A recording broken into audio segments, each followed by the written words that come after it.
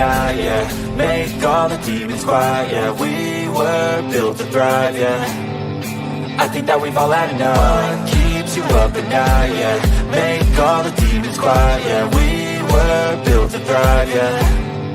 I think that we've all had enough. Yeah, I think that we've all had enough.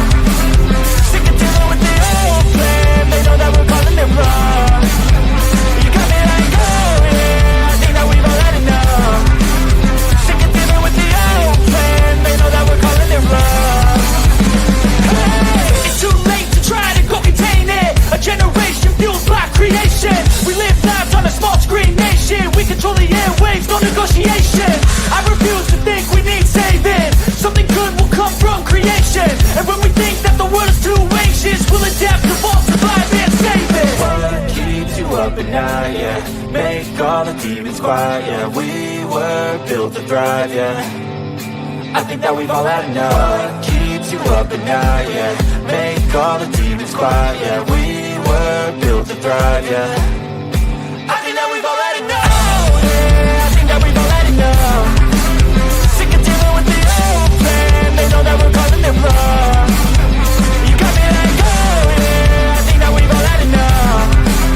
Sick of dealing with the old plan. They know that we're calling it wrong. Hey, oh yeah, I think that we've all had enough. Sick of dealing with the old plan. They know that we're calling it wrong. You got me like, oh yeah, I think that we've all had enough. Sick of dealing with the old plan. They know that we're calling it wrong.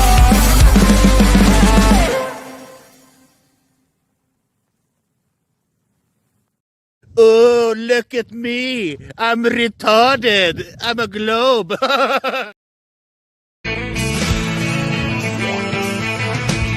No one told you life was gonna be this way. Your job's a joke, you broke. Your love life's the old way. It's like you're always stuck in second gear. When it hasn't been your day, your week, your month, even your year. But I'll be there for you when the rain starts to pour. I'll be there for you like I've been there before. I'll be there for you 'cause I'm there for you too.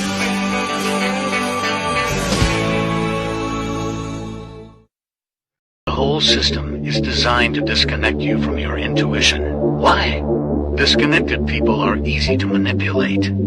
Everything from sunscreen to politics to the food industry. It's all designed to disconnect and manipulate you. We are in the middle of a war right now, but it's not a traditional war. It's a war on consciousness. It's a war on freedom. This is the time to listen, not to the news. No, your intuition, your gut, your heart. Love is the greatest weapon against darkness. How do you love more? You begin by loving yourself.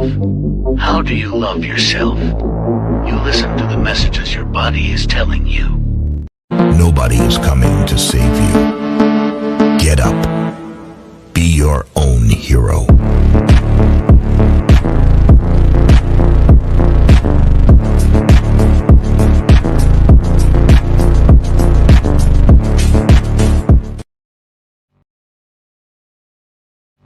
Slaves used to work all day, every day, with no pay. But they got free food, water, and shelter. Today, we work all day, nearly every day, and we get paid. But the money we make, we spend on food, water, and shelter. We're still slaves. The only thing that has changed is the illusion of freedom. I'm scared, Dad. Do you trust me, son? Yes. Come on, son. Rule number 1, never trust anybody. Stop! Don't touch me there. This is my no-no square.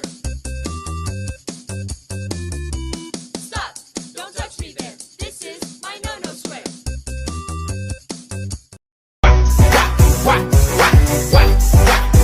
Now let me see you drop it to the floor, drop it to the floor then. Now lean in. Pippin. Shit, that's nothing. Splash. Everybody call me Big Pimpin'. No, I ain't bluffing. I'm with your mom in the kitchen, making blueberry muffins. Taste the biscuit. Taste the goodness of the biscuit. Taste the honey sauce. Taste the goodness of the biscuit with the honey sauce. Don't get that honey sauce on me. I don't like the way it tastes with my chicken wings. Chicken banana, chicken banana, chicken banana, banana, banana. Hey man, just want to let you know that sometimes you gotta shut the fuck up. You gotta shut the fuck up. And this current time is just one of those times you gotta shut the fuck up. I don't think you're a bad person. I just don't want to hear you talking anymore. You gotta shut the fuck up.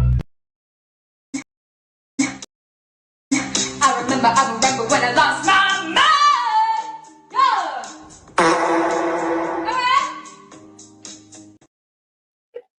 All right. Good evening, ladies and gentlemen. Welcome to Sovereign Soul Unchained Mind, coming to you from the backside of the moon.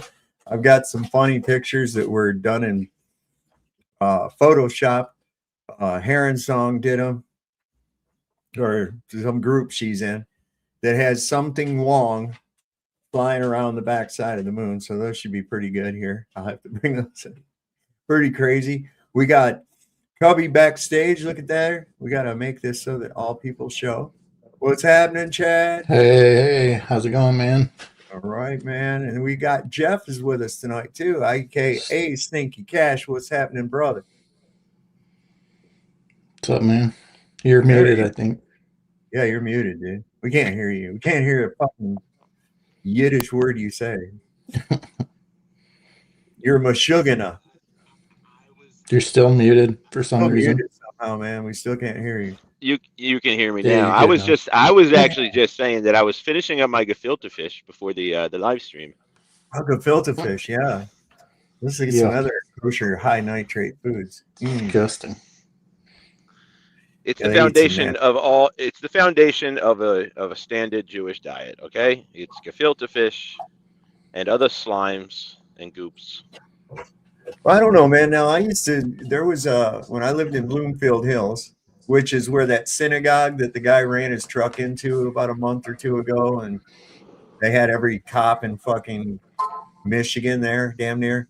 Anyway, that was in that same town. There was this kosher deli. It was right next to my apartment. I would go there, and they had some of the best fucking sandwiches and shit I've ever had, man. I swear to God, they had some really good stuff in there.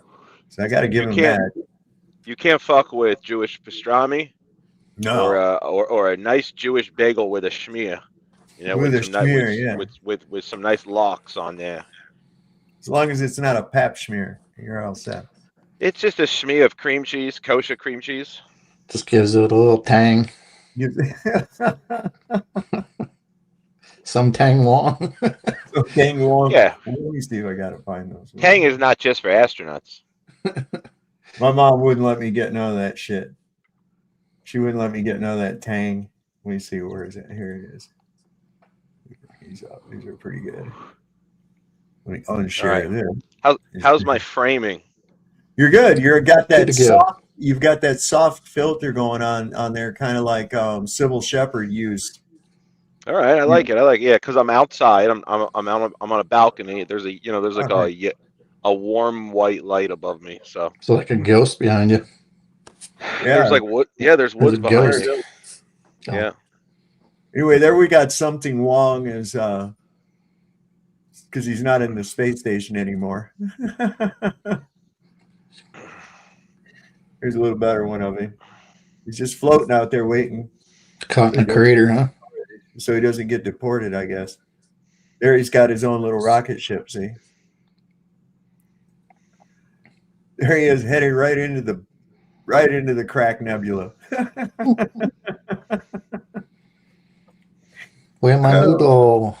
Well, we're back at it, full scale, with the fucking war. They said an American Apache was shot down. Now, this is the story. Is that an American Apache helicopter was shot down near the Strait of Hormuz while on patrol operations. And both the pilot and co-pilot have been rescued. Bullshit. This happened yesterday? Today. Yeah, yesterday. Supposedly that video Yeah. that they showed of it is old though. You know what I'm talking about? The video that they showed of the Apache like going to the ground and blowing up. Supposedly that was from earlier in the war. Yeah. But yeah. And they're just kind of using it as that was put out on RT. But the important thing to remember is that a helicopter doesn't have an ejection seat. Okay? If you jump. Yeah. And when you're corkscrewing around through the air, you're probably not going to be wanting to jump out the window. Charles A is backstage. Charles, could you turn on your camera for a minute so I can make sure that you're an actual person? Because I don't recognize you. And we've been getting hit by some rather unscrupulous characters recently. Charles Arnold. It's Charles A. It says there's a Charles Arnold that loves the trolls, but I don't know if he don't ever like to show his face if it is indeed a he, I guess. I don't have to show him up on stage. Right. Okay. He can turn it on backstage and then we can see that it's actually a person. Like for instance, here's somebody, boom, there's Lowry. Look how see how easy that was. See how easy that was? It was so easy. You're muted. All dude. you gotta do is Why show do I gotta yourself. tell all you fucking rookies that you're muted all the time? Dude, I just got my studio set up in the new place for the first time today, and I had to try it out on your show. It does look different. Man. What are we talking about tonight? You guys talking about like the fall of Western society again? Oh, well, yeah, but there was apparently the Iranians shot down a chopper, a Apache helicopter, but I don't know. I don't think that really happened. I don't think. Because they said they rescued the two pilots. They rescued the two pilots. How did you get anybody in there to rescue the two pilots if an Apache was under threat from Iranian anti-aircraft or whatever? I don't see that. And I don't see two fucking pilots living through getting shot down like that. You know, they're going to at least be at the crash site. Nobody's going to walk out of something like that. I don't know if you remember when the Black Hawk crashed, got shot down in Mogadishu. Yeah, I remember that one. That was a shit show. You see what they had to go through to get those fucking guys? You ever see the movie Black Hawk Down? Yeah. That's some shit. And then they lost another fucking chopper when they're going in there. I mean, so that's fucking crazy, you know? To even try the feeling that maybe the whole thing's just this elaborate skit. That there's nasty shit going on in certain places for sure, but like on the grand scale, it just feels so wag the doggy that you're just like, this just feels too easy. Every day I wake up's a false flag.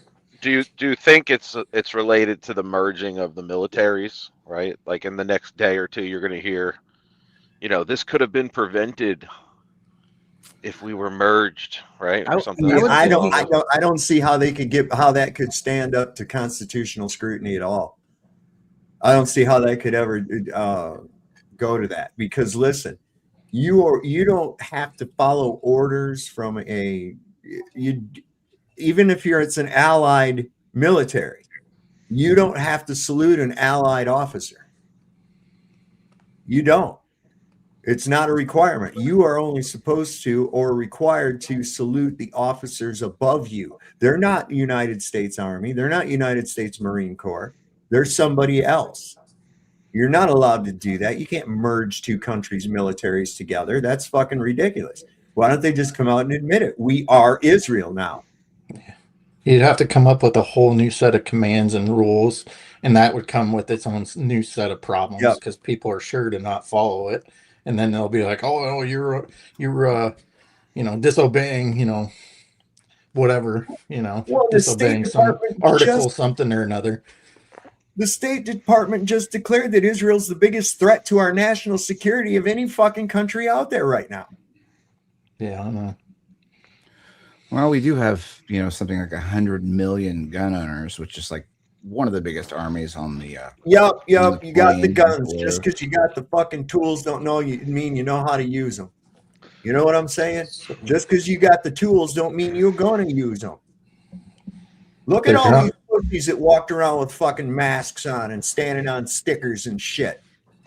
Look at all those pussies. You want to see the amount of people that are going to stand up? Those are the people that didn't wear a fucking mask. Those are the people that didn't comply and put up with their fucking bullshit. Those are the only ones, and they're a small percentage. That's a good point about the gun owners because, they're probably going to need backup, including our own military in Israel, when they implement this governance, this AI governance, surveillance, technocrat, Have you considered the percentage of the gun owners in this country who are devout, loyal MAGA people who will support this all because they support Trump? Not as many as you'd think. This guy's lucky if he's got 36% approval rating. I can't help but like circle back and again, I am on the side of I think Q was just as much of a narrative as anything else was. It was created by Steve Bannon and Jeffrey Epstein. Q was created by Steve Bannon and Jeffrey Epstein. Sure. What do you think they meant by you can't tell people, you have to show them? I've been struggling with that one. That was the one Q post that actually resonated with me. I was like, oh, there's a lot of people that just have to be shown this, how the narrative works and how brainwashing works and how propaganda works, right? Well, so I got that, but they really used it on the other side, didn't they? They're like ambiguity. Again, with the ambiguity, sides. Right? Because they're sitting there going, oh, okay, well, this means this, that, and the other. Because, and you're like, what the fuck were you getting at? It's sort of like in The Life of Brian. No, he left this shoe. So it's a symbol for us to all go with one shoe. Everyone follow the shoe, And it's like, if you get people playing pinball forever, they get you watching the pinball game and there's other shit going on over here, right? So they control both sides, and then everyone follows this little pinball game over here, and you're like, wait a minute, what's going on over there, right? I'm just waiting for the shoe to drop, and the magic trick, the wizard's trick that they always do after the script runs dry and they drop the new thing. I'm waiting for what that is, because this is just nonsense. Everything that's going on there, it makes zero sense to anybody, and even NPCs are kind of starting I don't understand. But is this we've seen it? We've seen this narrative go on since the Gulf War. You, Saab, since probably Vietnam. It's the same narrative. It's the same damn script. It is. It's a lot of people don't know this, but we dropped more bombs and ammunition in Vietnam than we did in World War I, World War II, and Korea combined. Yeah. Charles, now I'd like you to take your left hand and put up two fingers, just like I'm doing right now on the screen. Okay, so fucking clown puts up a goddamn middle finger. No, a picture of some guy or a video of some guy is just blinking, looking at a computer screen. He's meaning to do some shit. I'll tell you what, I'm going to save him a lot of problems. Right it's there. Too early. It's too early for a troll. He'll never be able to come back. Early. He's now been banned. I'm going to keep listening. I just wanted to say hi. You guys keep crushing over there. There's hey, what's going on? Look at that summer hat. She's all happy and shit with that thing. Yeah. I love your show, dude. Just keep crushing. We're finally got our studio set back up, so we'll be back out there talking stuff and everything. You guys just keep doing what you're doing. Wait a second. I like that Saab is coming out of the butt moon. He's just... You got your head up that fucking moon's ass, dude. His neck pillow. I'm going right into that thing. All right, love you guys. Thumbs Bye. Up. Cheers. At least the moon is female. I can't tell. It don't matter. All cats are black in the dark, Jeff. I don't even know what that means. Think about it for a second. Just think on it a little bit there. Closing time. That's closing shit. time, man. Yeah. So anyway, I think that this thing is probably a false flag, so that we've got an excuse to go in and bomb and shit. And I don't know what the end game plan really is, because we don't stand a fucking snowball's chance in hell of being successful. I don't care how many bombs and missiles and shit you drop. You're not going to win. Okay. That's why they've been there for thousands of years, man. It's because it's basically their entire country's a fortress, man. They're not going to fucking be successful. And like I said, we dropped more ordnance and shot more ammunition in the first two world wars in Korea put together than we shot more in Vietnam than we did all three of those put together. And we lost. Did we win Korea? No. It came to be like a standoff, a stalemate. It's never been declared over. It's just still a ceasefire between North and South Korea. That's why they have a demilitarized zone. It's just it's a ceasefire. It's probably the longest lasting ceasefire. Well, I don't know. They take pot shots every so often across the border at U.S. But yeah, that war has never ended. And then we go into Vietnam, we win that. No, we didn't fucking win that. World War II, we didn't even really win. We like to claim, that we won World War II. It was actually the Russians won World War II. Believe it or not, the Russians won World War II. We didn't have no big nuclear bombs or atomic bombs or none of that other nonsense right there. That was just propaganda to bolster up the United States because Russia was winning the fucking war. Guess what's Friday, guys? What? Disclosure Day. Oh, yeah. Yeah, they say it should shape the foundations of Christians' beliefs. Are you talking about the movie? Yeah. The movie, the supposed alien file release, the whole shebang. It all comes together at the same time. When I saw the previews for the trailer for this movie, I'm thinking like, Steven Spielberg is making, this isn't even art. This is just pure government propaganda. Yeah. And for sure. With a bunch of CGI. And of course it all corresponds to what's going on in real life. But this could tie into it with this whole, another distraction, like you're saying, let's get back into the war. Don't forget, Steven Spielberg, Heather O'Rourke. Don't forget about that now. But this was always in like the cards, in my opinion. This is how they destroy Christian faith and atheism at the same time, like Albert Pike said in his letter. Okay, because if they could say, well, it's an alien creator, right? It's not God. It's not the Christian God, right? But there is a creator. It's this alien race that's been messing with Earth. That destroys atheism and Christianity simultaneously. Well, I just want to know how the hell they're going to get through the enclosure. Come in here. Well, it's obviously fake. That's the whole point. That's why I try to get these people to understand that there isn't. They say, well, look it up in the sky. Okay, cool. You're looking at the fucking ceiling. So what? Does that you're getting the illusion of infinity because there's an illusion of depth? This illusion of depth caused by intensity, brightness, and size of the different lights in the ceiling? Is that really what you think? That's infinity out there? Get the fuck out of here. That's why they got to reinforce everything. Just like I think it was today, if not yesterday, that they announced the new astronauts for Artemis 3, because the last one was so much realer than the one before, all of them before that. So there was a black female, most likely. Black. Oh, exactly. 4 guys. A black male, a white woman. It's all maybe an Asian guy. It's all. They're all. I think they're all. Wait, 3 of them are. Of course, there's an Asian guy, Jeff. Gay. They have to check off the Yeah, there's a boxes like gay. it's a Netflix show. Well, of course they have an Asian. They got to have somebody do math. God, come on. No, well, Come on. remember how they got to the moon? It was those black women who did stacks of math. Yeah, I know. Stacks of pieces of paper to the ceiling. And These that's all black like women. a hearsay story that people believe it. All because there's a picture of a black woman standing by a stack of fucking papers. I think there's like a documentary in 1992 about black astronauts going to space. I don't know. You have to look it up on Google. A documentary?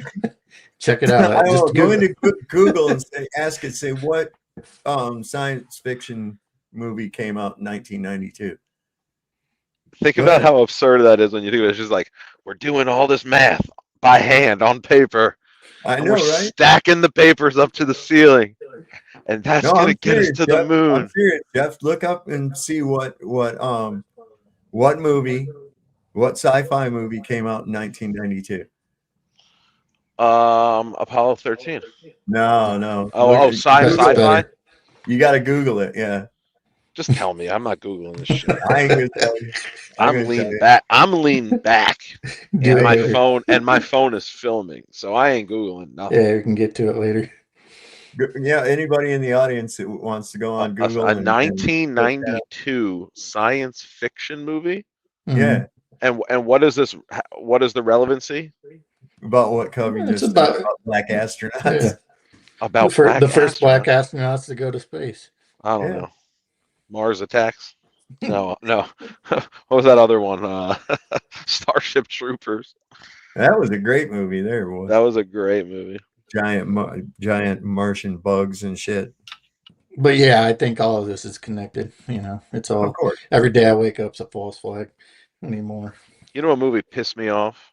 I used to watch it on TV all the time. That movie Contact. Oh yeah. Yeah. Was that Jodie Foster? Jodie Foster and Matthew McConaughey. Oh, what absolute garbage! You invest 3 hours of your life into that movie, and then it's the corniest ending. I know. I didn't like. What's that one? Interstellar. That one's stupid too.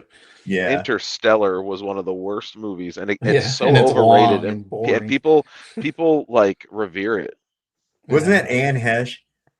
Was in it? No, it was Matthew In McConaughey. Interstellar. Matthew McConaughey, and I don't know who else. Interstellar was also Matthew McConaughey, just like the movie I just said, Contact. Who else was in it? Maybe she was in it. I don't know. That British guy. I don't. She always looks like the old white British guy who's in everything. Michael Caine. Oh yeah. Yeah, he's always got to do the monologues and everything.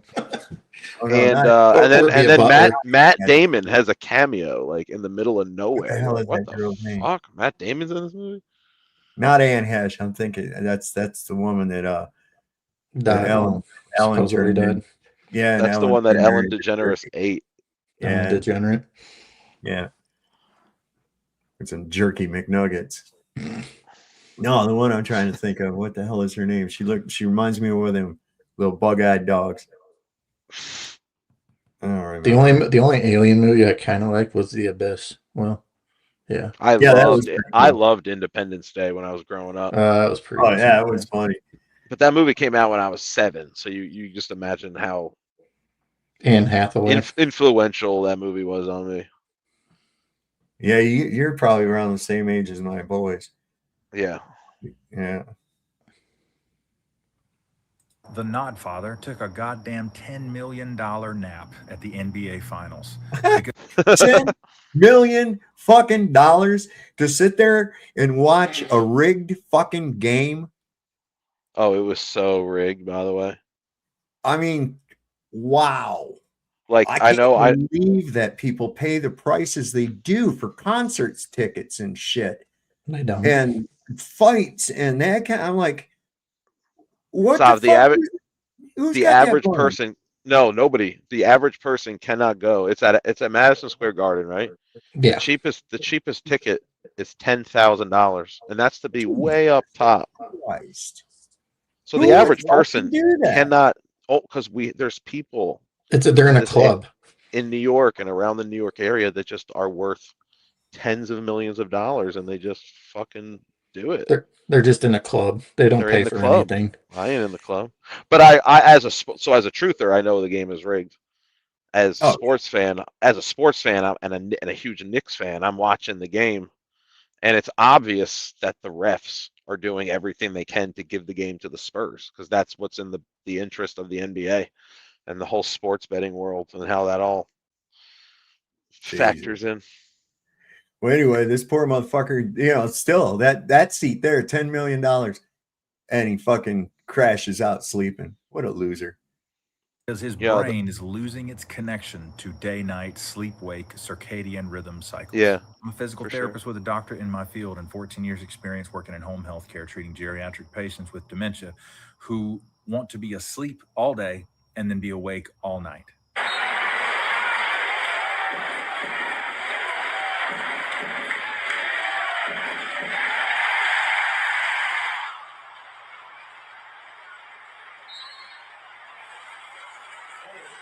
And it was a good game. How do you even sleep through that?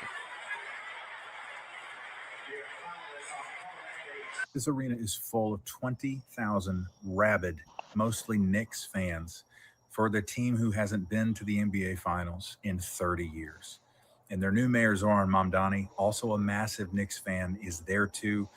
The vibes could not be any higher. The place could not be any louder. But the crowd noise itself was still not enough to fully wake him up because his reticular activation system, the system that controls your alertness, sleep-wake balance, is failing him. Also, the exclamations of the two people sitting right next to him did not fully make him alert either. But in just a few hours after this, his brain will want to be awake, and maybe he'll grab his phone and post some AI slop about how he's the king of the world or some shit. His disconnection from regular circadian rhythm is occurring because the suprachiasmatic nucleus in his brain, the place where your master clock is housed, is breaking down. Now, I believe he also has congestive heart failure. And one of the things you got to watch when you have heart failure is your salt intake. Between the order of fries that he crushed and then threw the trash on the ground like a slob, and the slice of pizza he also ate standing next to Howard Lutnick and talking to Lutnick while chewing, I can estimate he probably put down 2,000 milligrams of sodium in just those two food items. When you have heart failure, you do not want to go over 1,500 milligrams of sodium, or you can end up in the goddamn hospital. But of course, he gets IV diuretics, so he can just eat whatever the fuck he wants, I guess, until one day he can't. Oh, and here's a shot of him checking the appearance of his right hand because of how much damage the IVs have done to that skin.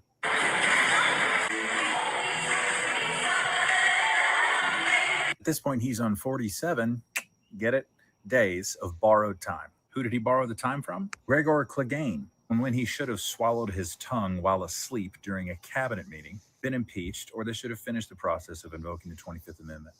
Thank you for your attention to this matter. You muted yourself. I guess they've been clamoring, people getting up on the House floor and shit, talking about this 25th Amendment too. A lot of people, a lot of the, even Republicans, because this guy's like batshit fucking crazy. Did you see him? Did you see that interview where he walked out, where he told that reporter, he said, "You're either crooked or stupid, or one or the other." I've seen clips of it. Oh my God. I was like, are you kidding me? Threw down the microphone, crushed it with his foot, and left. Like, what a petulant little child, man.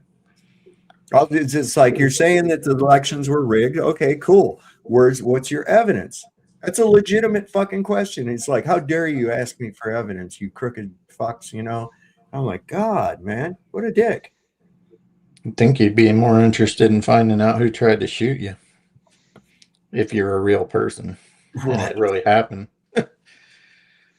Yeah, that didn't happen. He brought that up at that farm thing. He told the farmers, he said, "You guys have pretty safe lives." He said, "Not like me.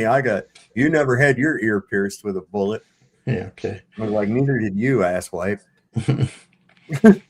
Yeah, on top of it, him going to that game and getting the expensive seats, everybody who wanted to go that had to go like 2 hours earlier, no bags, all these stipulations and shit. They couldn't do. They, I think they canceled. I don't know if it really happened or not, but they said they canceled the watch party, which is like outside the event. But yeah, because all that just because he's showing up, right? Yep. And of course, the game he shows up is the game the Knicks lose. Yeah, I had a feeling that was going to happen anyway. They won 13 games in a row, and then Trump shows up. Yeah, now he's going to be their bad luck charm, supposedly, and flip it the other way, I suppose. His granddaughter Kai went with him, and yeah, she's just making a fortune off him. Check this out. She had to wake his ass.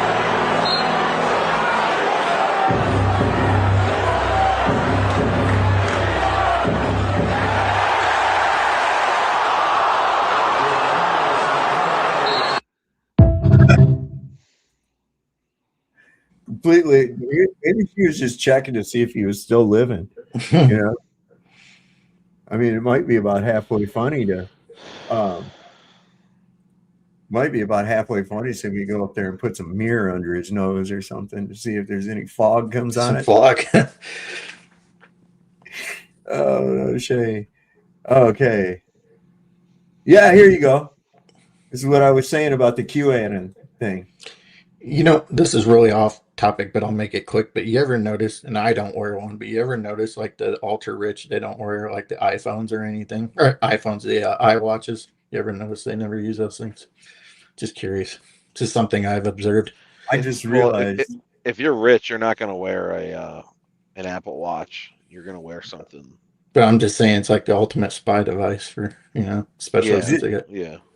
Did I actually have this up on the screen when I was talking about his granddaughter? Say what? Did I have this clip? Yeah, it was on. Okay, all right. Just making sure, because I was like, hey, why isn't that up on the thing still? Because I hit the wrong button down here and sent it off. That's why. Anyway. This is not a LARP. It's not a LARP, dude. This is an actual religion. Can I explain it to you? I'd love to. Okay, so the LARP of it. So as you know, QAnon was invented by Jeffrey Epstein and Steve Bannon. It's in the files. The precursor to QAnon was called Cicada. And that was an online puzzle. I remember that. That was a beta test of QAnon. No shit. Epstein's a big gamer, you'll notice. And when he's talking about MK Ultra shit. Yeah. Jay Dyer was talking to this chick, Courtney Smith or Brown. Very, very good guest we should get. And he was like, I think you're the first person to, but no, I was on this podcast that no one's ever seen. I brought it up. So a video game, a lot of video game creators involved because here I'll put it this way. I learned this about Jehovah's Witnesses that I was in. So Jehovah's Witnesses, there's not like a head guy that you worship like a god or anything. You know, the founder, Charles Taze Russell from the Russell bloodline. And that's important because your final OTO or Golden Dawn or whatever thing is to invent a religion. That's your final class project. Yeah. All of these, especially what LaVey was doing, all of them are all about slavery. So basically, when they talk about being a rebel and this and that, they mean for them. They mean for them. And if you're too stupid to see it, you deserve to be a slave. That's why one of the secret commandments of Satanism is don't be stupid. Literally. I got this from Mark Passio, the ex-LaVey. He had a grotto in Philly. What do you mean he had a grotto? What do you mean a grotto? Your parish is called a grotto in the LaVey Church. That's what they call their churches? Grottos? Did not know that. Called a grotto, like the Playboy Mansion had. Yeah, a grotto. Oh. An underground fuck palace. It's serpent shit. Anyway, they're not, LaVey's not an atheist. If you're an atheist, okay, you could be a Satanist who's an atheist. There's all kinds, Sam Harris, for example. You don't have to. Sam Harris is a Satanist? De facto. Automatically de facto. You mean from your interpretation, he's a Satanist? No, Satanism is about being, first of all, Sam Harris, no free will. He supports all kinds of objective physical evils, such as killing and shit. That's de facto Satanism. The good thing about Satanism. But he wouldn't call himself a Satanist. You don't have to. That's what's so great about Satanism. What? It's just pure materialism. You don't have to believe in nothing. That's fine. Believe in you. You're God. You understand the appeal? But I mean, I'm just saying, like, Sam Harris, like most Satanists I've met, they're Satanists. They say I got news for you. If you're not the leader of the church and you're just a parishioner and you're calling yourself a Satanist, you're at what they call the chump level, much like a Freemason who's below the 33rd degree. Okay. You are a chump. You're in the driveway. All these things are farm teams to see if you're suitable for better shit. That's what they were looking for. That's what they were looking for in that thing, based off cicada. And that's in the files that those two came up with this dumb shit. And that fucking guy's still walking around free doing podcasts and shit, Steve Bannon. Yeah. What Did the you fuck? see? Did you see the one of them? I don't know which one before, but supposedly he knew this guy that's like a not an undercover cop, but he's like a, I don't know, investigate, like a PI or whatever. Mhm. And he found out like a number to, because Jeffrey Epstein's supposedly still alive, which possibly, but so anyway, he found a number and they called it, but nobody answered on that show. I was calling Jeffrey Epstein's doctor's office. No way. Really? And because I was reading through the files, found the doctor, found his practice down in Florida, started calling the office and talking to any extension I could, and just being like, hey, do you know that your boss was Jeffrey Epstein's personal doctor? And they're like, what? No, we didn't know that. I'm like, yeah, it's in the files. They knew it. Can I speak to his dentist? Yeah, I right. think his name was the doctor, if I'm remembering right, the doctor's name was Bruce Moskowitz. Of course. There was a couple other doctors, but Jeffrey Epstein had all sorts of fucking issues, man. Yeah. He was and an egg shaped. I was gonna say Humpty Dumpty. A what? What was it? It said some of these witnesses claim that he has an egg shaped penis. Oh, that's weird. Well, he was texting his doctor. It's interesting because turtles do. Oh, geez. I haven't investigated. I wanted to see if there was a reptilian connection to it. So when I read about that, I was like, oh, come on. So I Googled egg-shaped penis and found out that some lizards have this egg-shaped like penis. Well, that's why I rely on other people to find out this information. He was texting his doctor about having gonorrhea. Oh no. What about the gonorrhea? What the fuck is going on with that orange thing, man? He's got rashes on. They said that when he got up out of that interview with that girl where he got pissed off, that he left a dookie stain on the fucking chair. He got so angry he shit himself.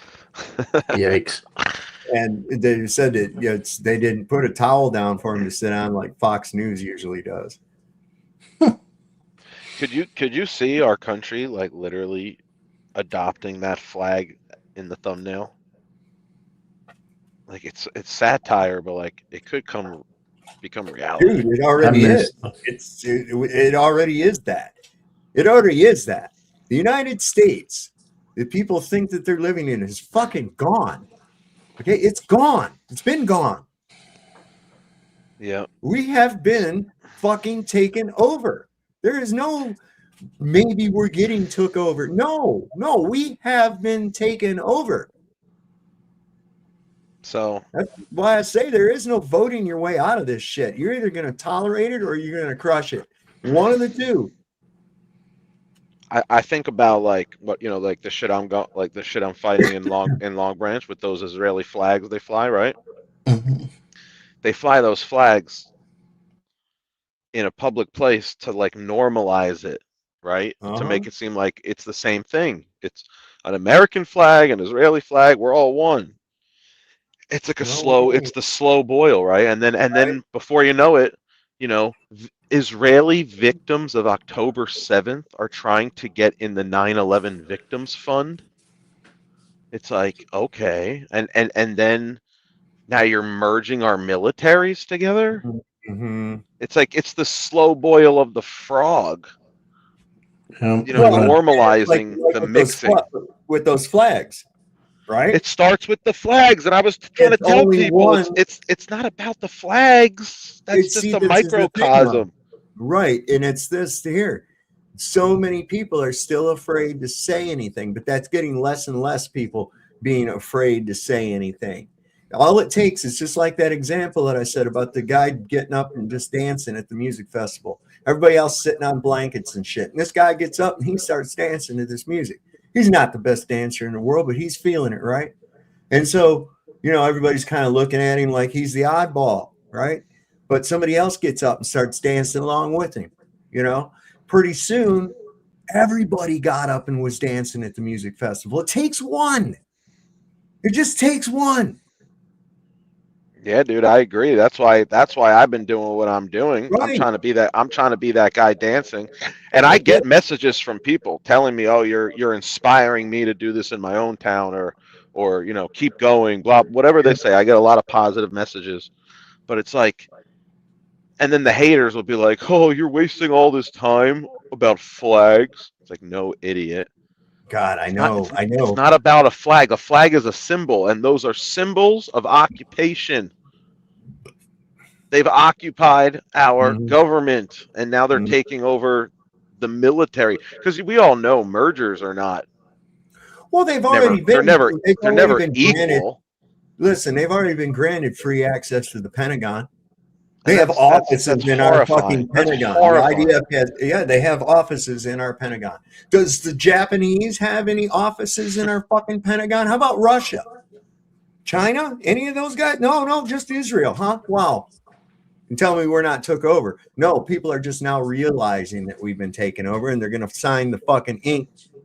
They're going to dry the fucking ink on it. That's what they're trying to do. It's already been in place. Look at the amount of our fucking Congress that is controlled by Israel. Our president is obviously controlled by Israel. Every facet, your courts, the Bar Association, that might as well, it's short for bar mitzvah is what that fucking shit is. The Bar Association. Bunch of goddamn land pirates, man. And they're your judges, your lawyers, your doctors. They're everywhere. Even my fucking vets here in town, man. Oh, I would never go to a Jewish vet. It's just like, what the fuck, man? You know, people, it's like we have already been taken over. That's all. Boom. There ain't no, they're just trying to finalize it, is all. No, I agree. That's why I think I'm giving up on this country. I'm probably gonna move somewhere else. Buddy of mine just moved to Costa Rica, man. That's my plan. Only a couple months. Go someplace where they're kicking out Jews. Go to Albania. There you go. Well, I don't know. It depends you on know, how that shakes out. you know, wherever I go, I could find an island somewhere in the Pacific, and there'll be a Jew next door. Oh God! And what are they? Only 0.2% of the population in the world. But they just. I'll go on the most remote trails here on the Jersey Shore to go on like a walk or a hike, and then there'll be a fucking Jew, and there'll be like a couple, right? And they're in their full attire. Like the guy will be in a black suit in the middle of the woods. It's like, what are you doing, bro? Heron put that dancing guy video, and I stuck it in the back if you feel like playing it. The guy you were just talking about. That is a real thing. Dancing's contagious. Oh yeah. Speaking truth's contagious too, though. It's a good analogy because people might be scared to say what they want to say or say what they feel until they see someone else do it, and then that might give them the courage to do it themselves. I forgot to tell you, man. So was it this past weekend? It doesn't matter. I went to the Illinois State Capitol, right?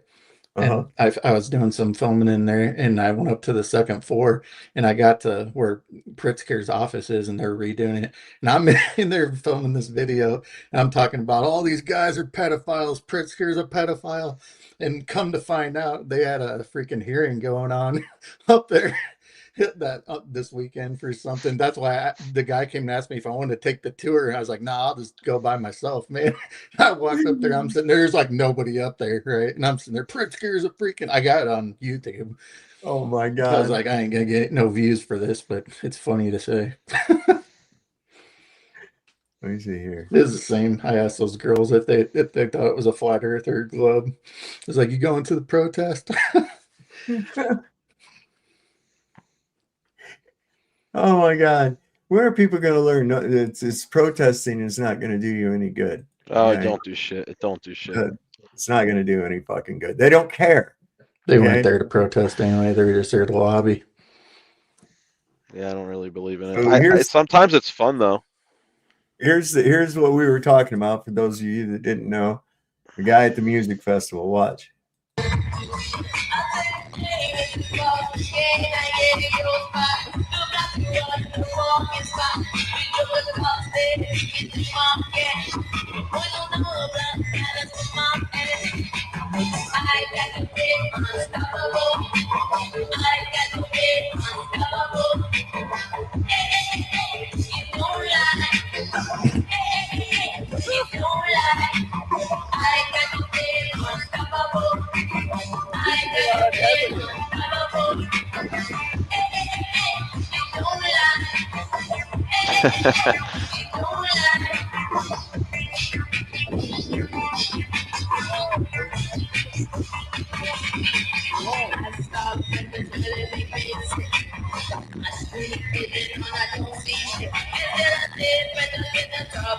It takes so many drugs though to do this.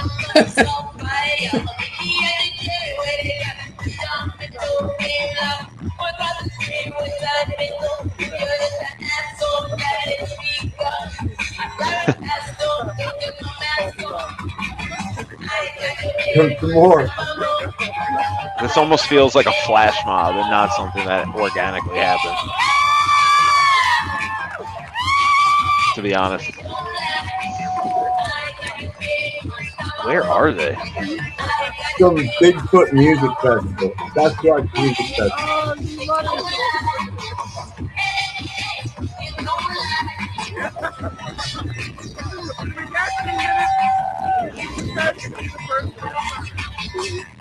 Watch the police come in there and start shooting everybody. All right, what are you guys doing?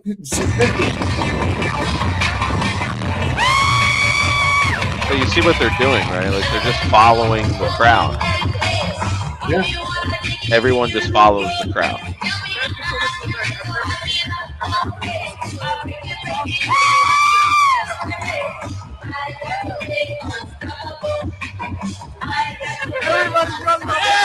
That's wild. Holy shit.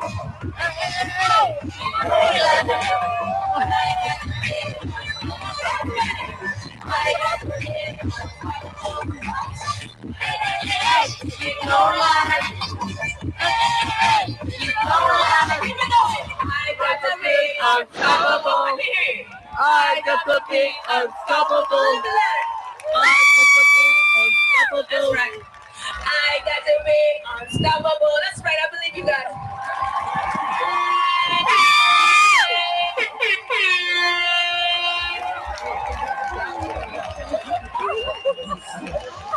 Mass formation psychosis. That's wild though. That's a lot of people. But see, where the hesitation lies is everybody. You know that one of the biggest fears, common fears people have is public speaking. Mm-hmm.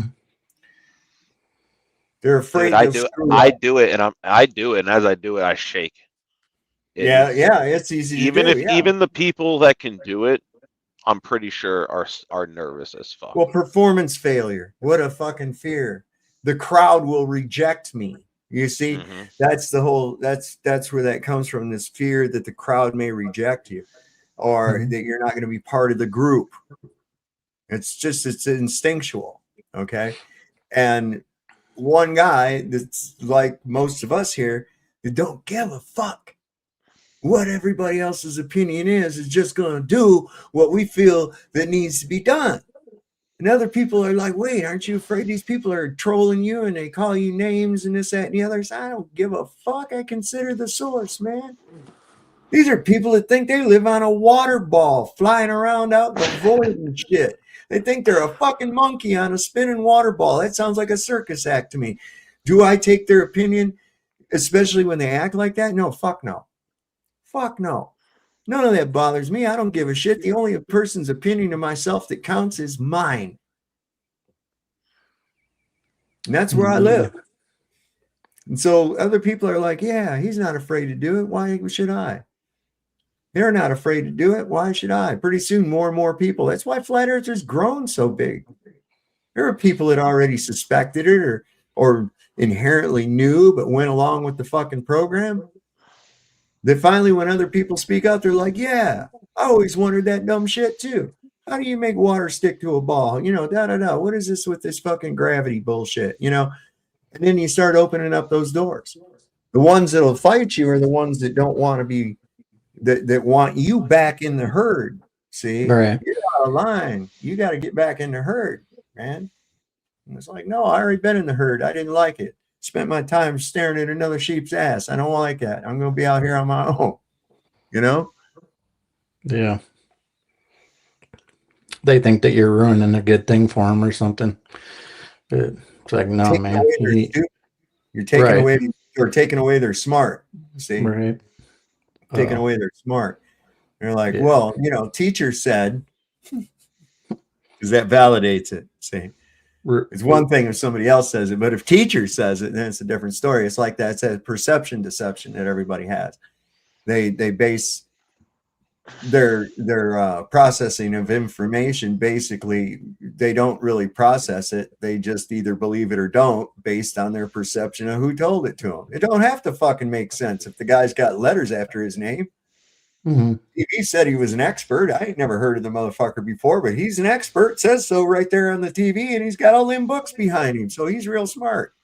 I should just reserve my thinking to let him do it for me and shit. See, it's easier. I don't have to. What time's the game on? See, that's where we're at. Yeah, a lot of people look for a conduit because they're too, like you said, they're afraid of public speaking or whatever the situation might be.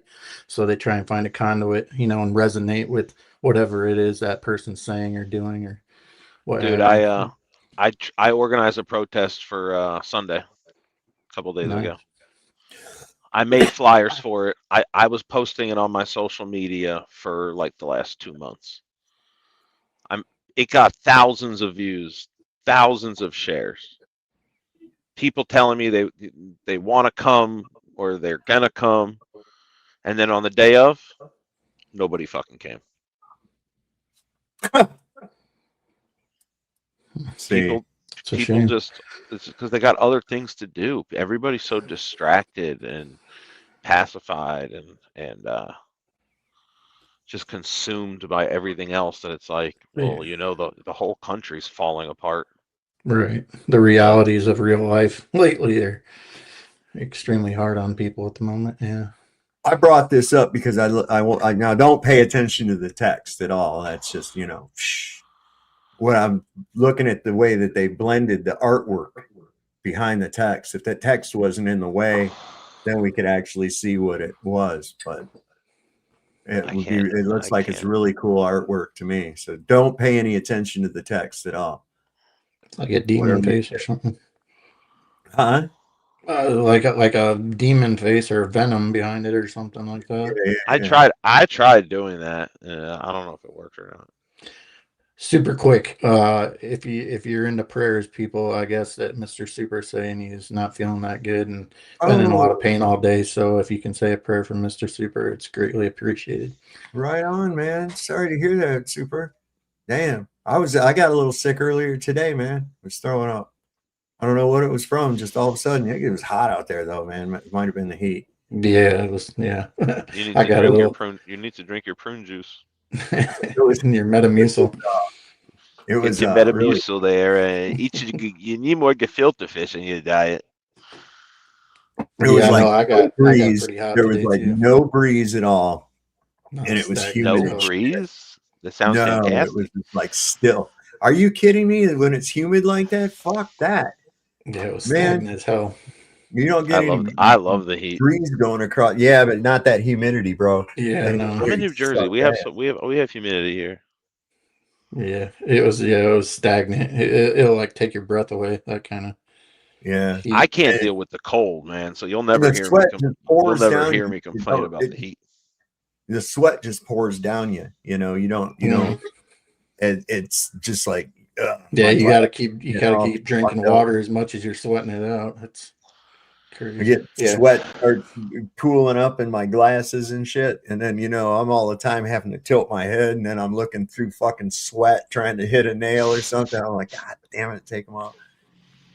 I would wear contacts, but I can't stand nobody fucking with my eyeball. I don't even want to touch my eyeball. Oh, my God. And then I heard about where you can get a contact lens up behind your eye and shit. And I was like, no, fuck all that. No, I don't want anything to do with that at all. Not a bit. I'll just wear glasses or be blind. I don't give a shit. I'm not putting stuff in my eye. I had this roommate, man. He'd leave his contacts in always, like constantly. Never take those suckers out. He woke up every day. He woke up, his eyes were like beet red. It's like, dude, when are you gonna take those things out? Yeah, and I can get an infection. They can only go to the back of your eye if you fall asleep with them, and your eye starts to roll back.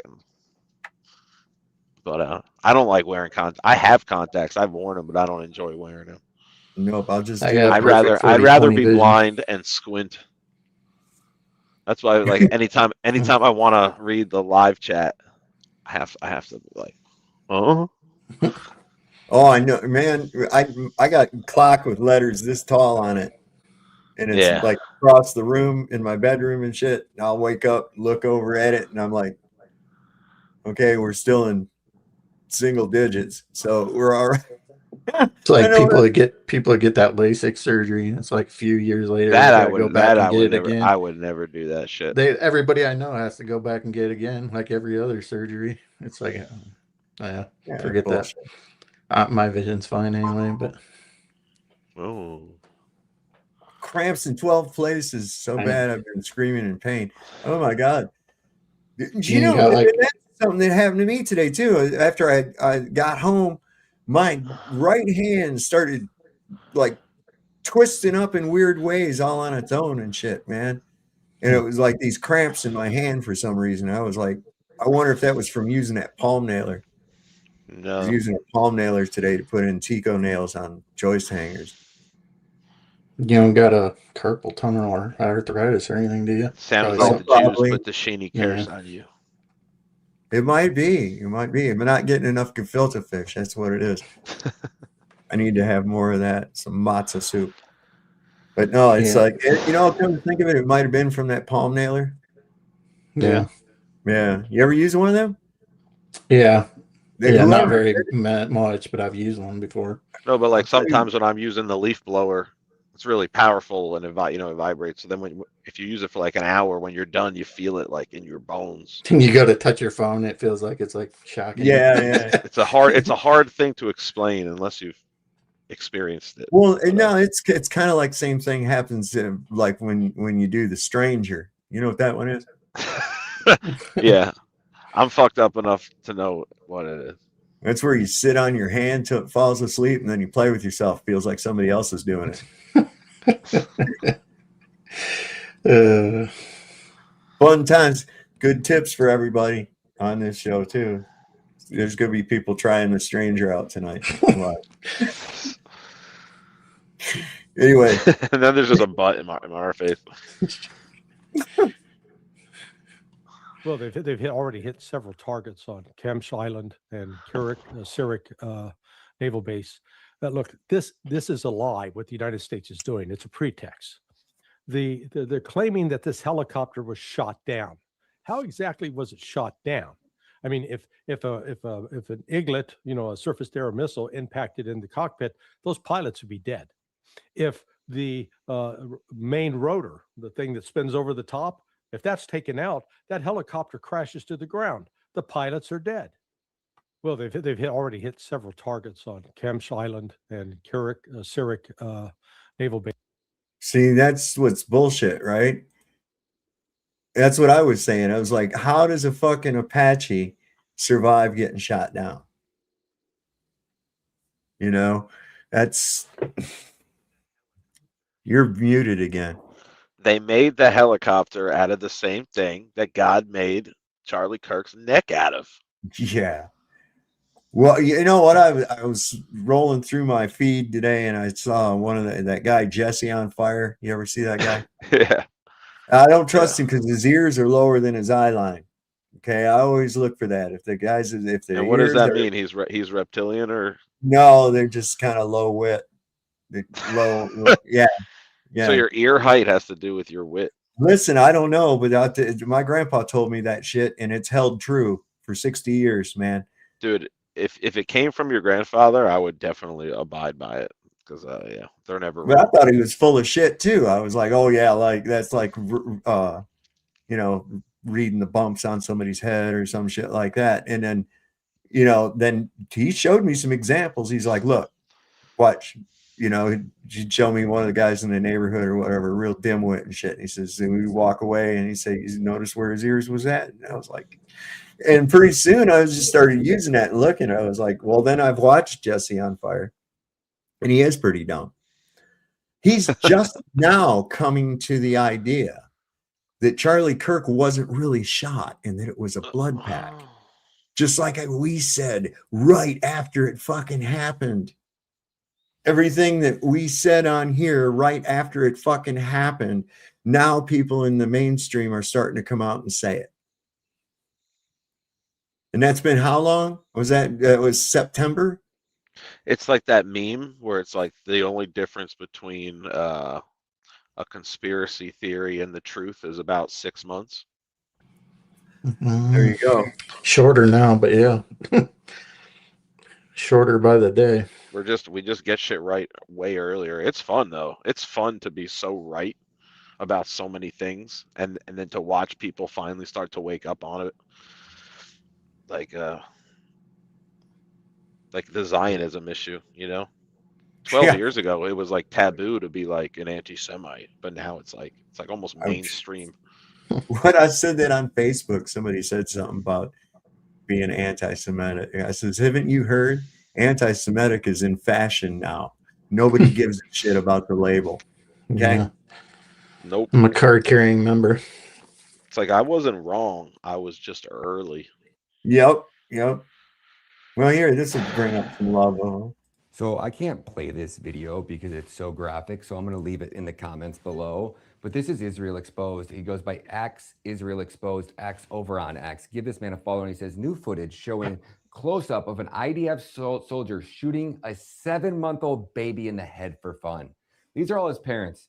This is most likely his father carrying his 7-month-old child who just had a bullet put through its brain by, like I said, these satanic worshiping parasites. Okay.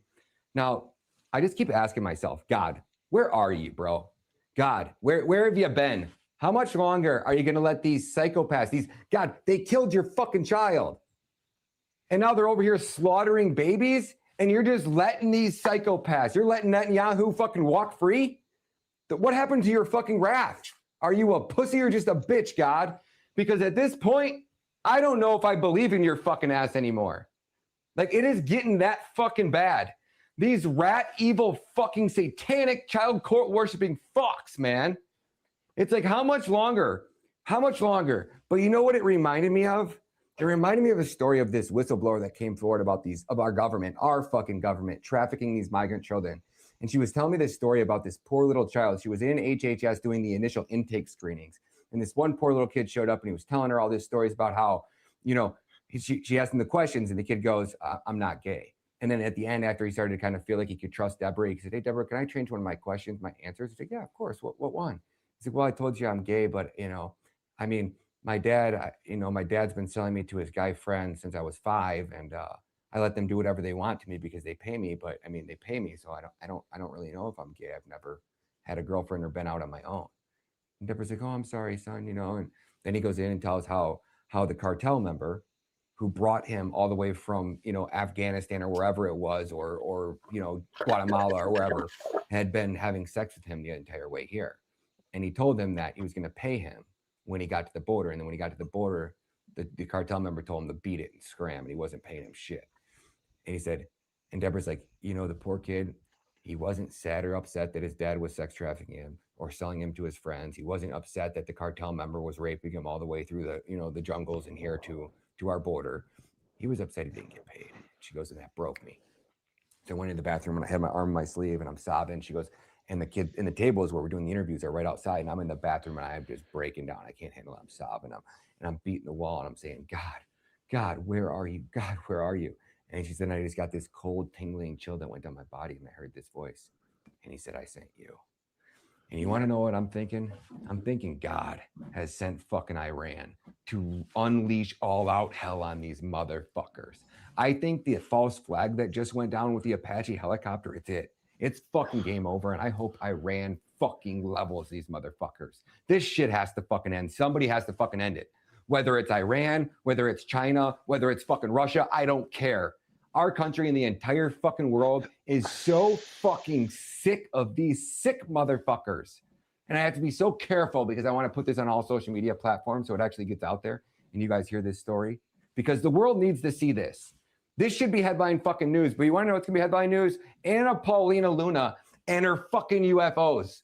How about that? How about Alex Jones tells us that this is a gosh damn false flag? Alex Jones says that Israel most likely committed a false flag terrorist attack against the United States Apache helicopter. And it was taken out near the Straits of Hormuz. It was on the anniversary of the USS Liberty. So as Thomas Massey is on the fucking floor, House floor, reading off everything that Israel did to our fucking military and how they mowed down hundreds of our fucking soldiers in cold blood as they swam to the lifeboats for help, which is also a fucking war crime. They came back and double and triple and quadruple tapped them, spraying fucking napalm. Israel, these motherfuckers don't deserve any rights. They don't deserve any human dignity. They don't deserve any fucking sympathy. They are the most evil, sick, pariah fucking race. And then I have to look over here at this fucking whore. This rat trash fucking Israel first. I have a fucking task force and I'm going to put a task force to find out who's paying these influencers. Bitch, you fucking work for a foreign government. You take orders from a foreign fucking government. You are a unregistered foreign fucking agent, ex-fucking stripper. And we have to listen to you fucking yap about how you're putting a fucking task force together. Fuck you and the rest of the rat bastards behind you. You guys are the biggest dirtbag piece of shit. And how many of our soldiers are going to come home in body bags tonight and tomorrow and the next fucking day? Because you guys are bought and paid for by a foreign fucking government. You are committing treason, you pieces of shit, and the American people are just going to either fucking put up with it or they ain't. I don't know how this turns out, but all I know is we're all praying for fucking Iran success. Fuck these motherfuckers. Somebody has to end this shit. And meanwhile, don't even give me the fucking, you're rooting against our troops. Fuck you guys. 22 of our soldiers take their gosh damn lives every fucking day. I watch soldiers not get on heating and cooling buses that were funded by your fucking government, that were for illegal immigrants who just invaded this country. Your fucking troops were out in the streets getting their fingers fucking cut off and amputated the next day because they got fucking frostbite. We documented it. It's all in our fucking documentaries. Go watch them. So before you get on your fucking high horse and tell me, Ryan Matta, how I don't care about our troops, fuck you. I've done more and fought more for our fucking country than you have ever. Ever. I fucking love our troops. I have the most fucking respect for our boys that served. The ones that are serving now should fucking resign and come the fuck home. Dishonorable discharge. You do not need to go die. There is nothing honorable about dying for this fucking government. The pedophile Epstein pariah administration. Fucking A. I'm out. Peace. Wow. He was getting emotional. Well, he like he said, he can't show the video, but he watched it himself, and yeah, that's going to disturb the shit out of you. You know, to actually see a human being really do something like that, murder a little baby, 7 months old, just for fun. The fuck, man? Those are psychopaths, man. That's a psychopath that wants to do shit like that. I don't even know, man. And this is getting really bad with this this escalation. I'm keeping this other tab open, see if there's anything new developments that I can run across, because this shit is happening like quick. I might pull a Trump and just nod out. You're just gonna nod out on us? You're gonna how's your frontal lobes there, Jeff? I think they're there, fully developed by now. You've got, 2 first names for your whole name. That's weird, man. Jeff George, quarterback. Famous Illinois cornerback, actually. Oh my God, what is this? But I'm at Jersey Goy across social media. So look me up on TikTok, Instagram, and X at Jersey Goy. I don't have either three. Shoot. Shameless plug. Yeah, this was today, 12:38 p.m. Today's the 9th, right? Yeah, the anniversary of the Liberty. Like he didn't know this shit. Listen to this. So Donnie just posted this on Truth Social that one of our sophisticated Apache helicopters got shot down last night patrolling the Strait of Hormuz. Oh, no, this is just an honest question, so don't freak out. I know anytime I say Donnie's name, people are like, why are you...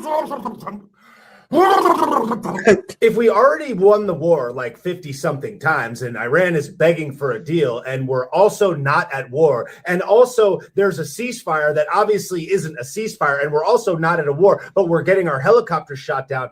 Where is the end of this? Because they're already saying that the U.S. needs to respond. That's already what he's saying. So how is that not a war? How is there a ceasefire? And how did we already win? Because we've already been, I assume, credibly informed 100 times by the President of the United States, Donald Jerusalem Nix Box Seats Hormuz, that their military is decimated, their navy is destroyed, nothing exists, they're helpless. Just so everybody understands, the highly sophisticated Apache helicopter that was shot down has heavy armor protection, 2 engines, backup flight controls, electronics and hydraulics, an armor-plated cockpit, self-sealing fuel tanks, countermeasures for infrared, night vision, sensors. It can fly low at up to 180 miles an hour, and the combination of firepower, sensors, and survivability make it one of the most capable attack helicopters ever made in the history of time. But the completely decimated military of Iran that's begging for a deal, that's under a ceasefire, in the war that's not a war that we already won, is shooting down our helicopters.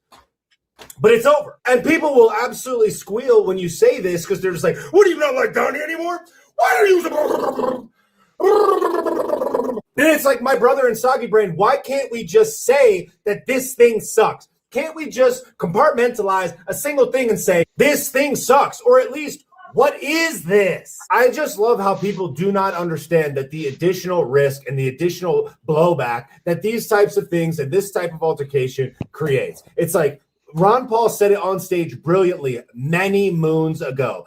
They don't hate us because we're free. They hate us because we're over there. And just in case anybody was curious, because, you know, who cares or whatever, a fully equipped military Apache helicopter costs the U.S. military, a.k.a. the United States taxpayer, a.k.a. you, over $60 million. And one just got poof by a military that's dead for a country that's not in a war that is helpless. But hey, who cares about things that happen or whatever? Because your favorite political MAGA slop account is like, Trump got cheered at the Knicks game. Listen to the crowd roar. I'm bricked up right now for Donnie, brother. Look at his tie. He's so handsome. Most handsomest president ever. Happy Pride.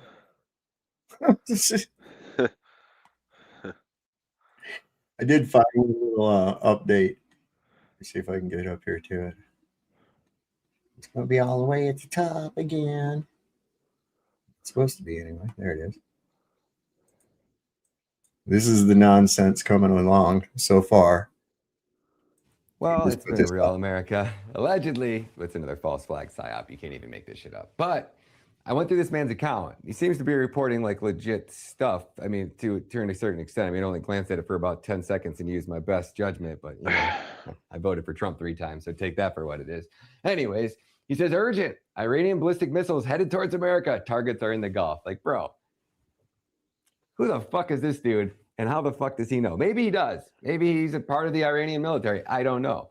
But, like, dude, why would Iran target us in America? Like, that would be the dumbest shit ever, dude. Like, it doesn't even make any fucking sense, right?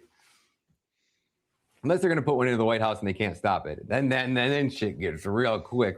You know what I'm saying? Then we definitely getting into this war. And I ain't going. My kids ain't going. And I'm still going to be saying the same exact shit I've been saying today. We hope Iran wipes Israel off the fucking map because we're sick of this shit. But anyways, allegedly, there's an Iranian ballistic missile headed towards America. And the targets are in the Gulf, which I just think is funny because Israel can't even stop them because they can't intercept them because they're just doing this shit in the fucking air. Like Iran's got some real next level ballistic missile shit. So how the fuck do you know when you're probably filming it from somewhere over in the Middle East that it's headed towards the Gulf, towards America, and it's specifically targets are in the Gulf? Oil refineries. Now that would be fucking interesting, wouldn't it? Anyways, I'll let me know what you guys think. That was 47 minutes ago. So those ballistic missiles it should have been here by now. Did anything get hit in the Gulf? I don't know. Let me know what you guys think. We out. Peace. You're going to hear a lot of shit like that. You're going to hear a lot of shit like that. Well, you would see the missiles coming over the curvature. Yes, absolutely. But not until after they come over the horizon. Correct. See, only after they come over the horizon, which is, of course, physical curvature of the Earth. Can't believe people think that shit. So really, wouldn't Maine be the closest target to Iran? If you think about the way the world really is. I think Maine I'm looking up here. I'm looking up here at the map. Well, it's like pretty much like halfway over. I mean, they'd have to send it over the pole, unless they've got. It's a straight line. It has to go over near the pole because it's a straight line. Yeah, it's damn near juxtaposed 180 degrees about from where we're at. So it's.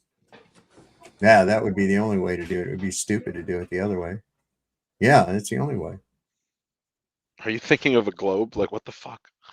No, I'm looking at a Gleason's map right now. That's why I'm looking at it. I'm looking at where we're at, where Iran is Greenland.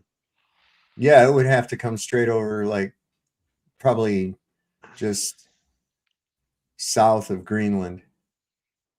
And then go over part of northern Canada, northeast Canada. That's what the flight routes are. But if it's going to the Gulf of Mexico, it'd have to go a lot further than that. That's a lot further. Going to fucking Gulf of Mexico. That guy reported that's retarded. Gulf of America.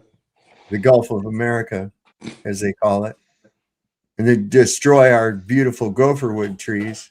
You guys know about that? No. About gopher wood? Not that I know of. Ah. Well, there's only one place in the world where they grow. Oh. And this is apparently or supposedly the wood that Noah was ordered by God to construct the ark from. And they only grow in like Georgia and Florida and shit.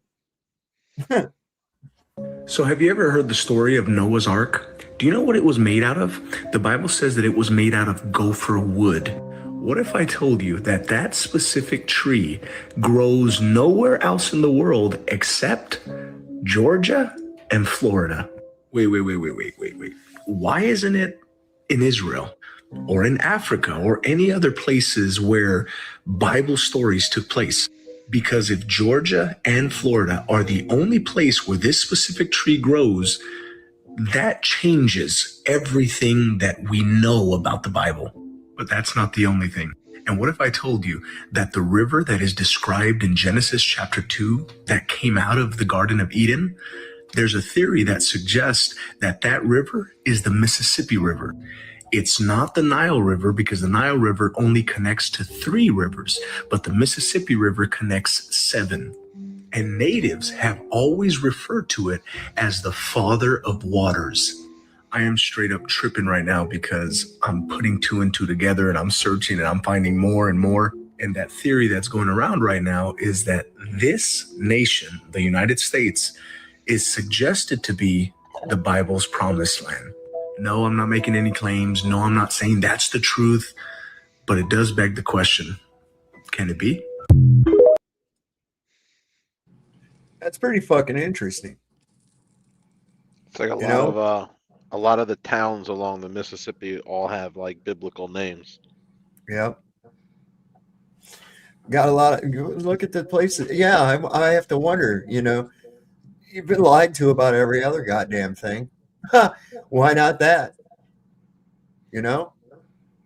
Why not that too? I can't trust anything that comes from a quote unquote authoritative source. Nope. I have to question everything. Question every fucking thing that there is. Oh, so you remember the kid in Iowa?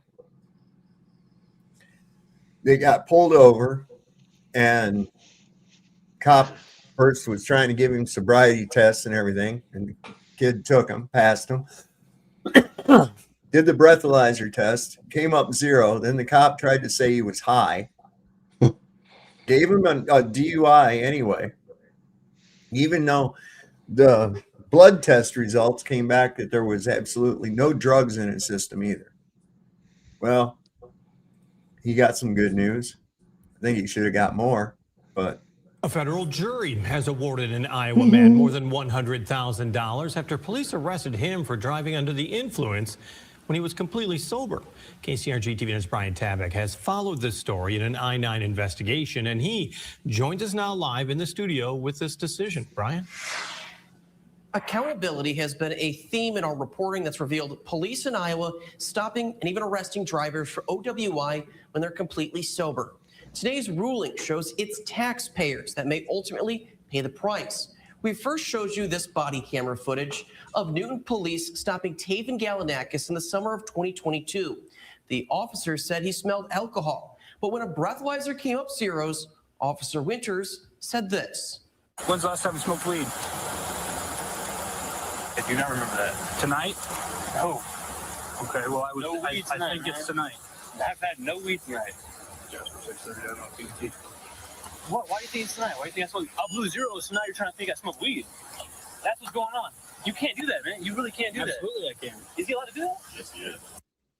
Police detained Galanakis, but released him after more tests confirmed he was sober. Galanakis sued the officers and the city of Newton in federal court for wrongful arrest. After a trial this week, a jury agreed, awarding him $105,000 in damages. Law enforcement we've spoken with say spotting sober drivers is harder than ever. With legalized marijuana and prescription drugs, experts have told us the standard practice for law enforcement is to err on arresting and detaining a sober driver rather than risking letting someone under the influence back on the road. We've heard from drivers detained who are demanding accountability when police get it wrong. Today, a jury did just that.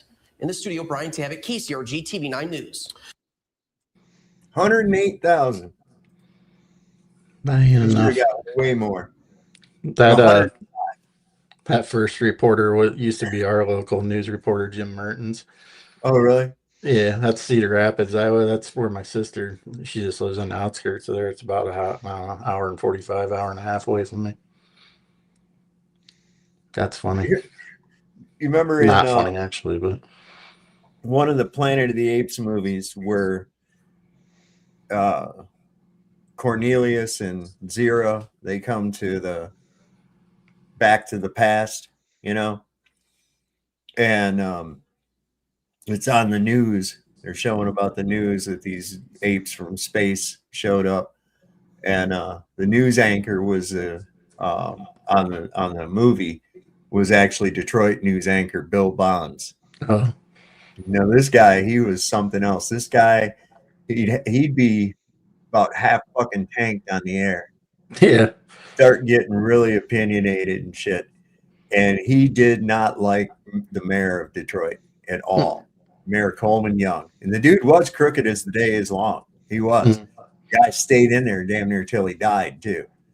But he actually challenged the mayor live on the air to a boxing match down at Hart Plaza down in Detroit.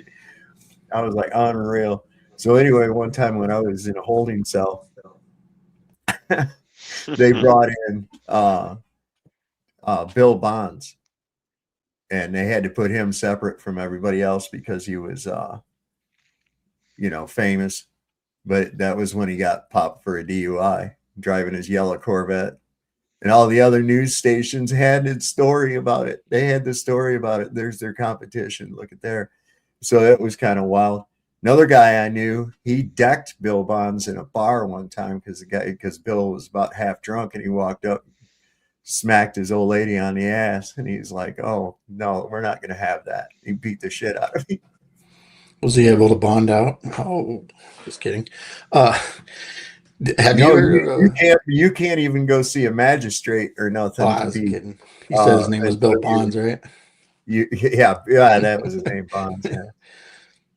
He was something else. I liked him. I remember one time when they had live, they do a live feed with a little van or something where they take it out to the street.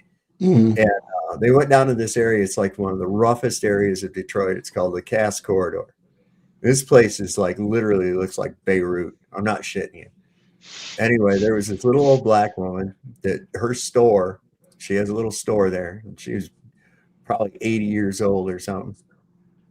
And she'd been robbed 3 times in the last month. And every time she called the police, they didn't show up. And anyway, they were interviewing her. Bill Bonds is in the studio, and she's out there at her store, and he says, "Now, Hattie," I still remember this. This is 40 years ago, probably. He goes, "Now, Hattie," he says, "if you could say anything to Mayor Young right now, what would it be?" And she goes, "I tell that goddamn motherfucker, kiss my ass." And it went out. The guy on the censor button, he was like, "Oh, we got to worry about this little old woman. Shit, she's sweet as hell. Look at you. You got to worry about." Boy, that went out like that. They flash back to the studio, and there's Bill Bonds with his eyes all big. Like, now we're That's going to have to awesome. be careful with the colorful language, Hattie. Then she was still going off. They had to cut the mic and shit. She was still going off in the background. You ever heard of a place around Detroit? It's a bookstore called John K. King Bookstore. It's like 4 stories. They got rare No. books and stuff there. Oh yeah, I want to go check it out. It's like 4 stories. I guess it's got like a bunch of rare books, like stuff you can't find anywhere else. It looks pretty Oh, cool. wow. Yeah, I know that there was a store like that. I just didn't know the name of it. I'd never been to yeah. it. I don't know how. I think it's been that name. It's been there forever. I think that's the name. It's been for a really long time. John K. King. If you look it up, if you get, or I'll stick a link in the I chat. went in. I remember going into the archives for the Detroit Free Press and going back to find out what had exactly happened to my great grandfather? No, my great grandfather on my dad's side. And I was trying to know now his maternal. Was he a Confederate? No. He was a farmer. His name was John Muir, and he was a farmer, or John Muirhead, I'm sorry. And he was a farmer near Oxford, Michigan. And he had taken his goods to the farmer's market in Detroit.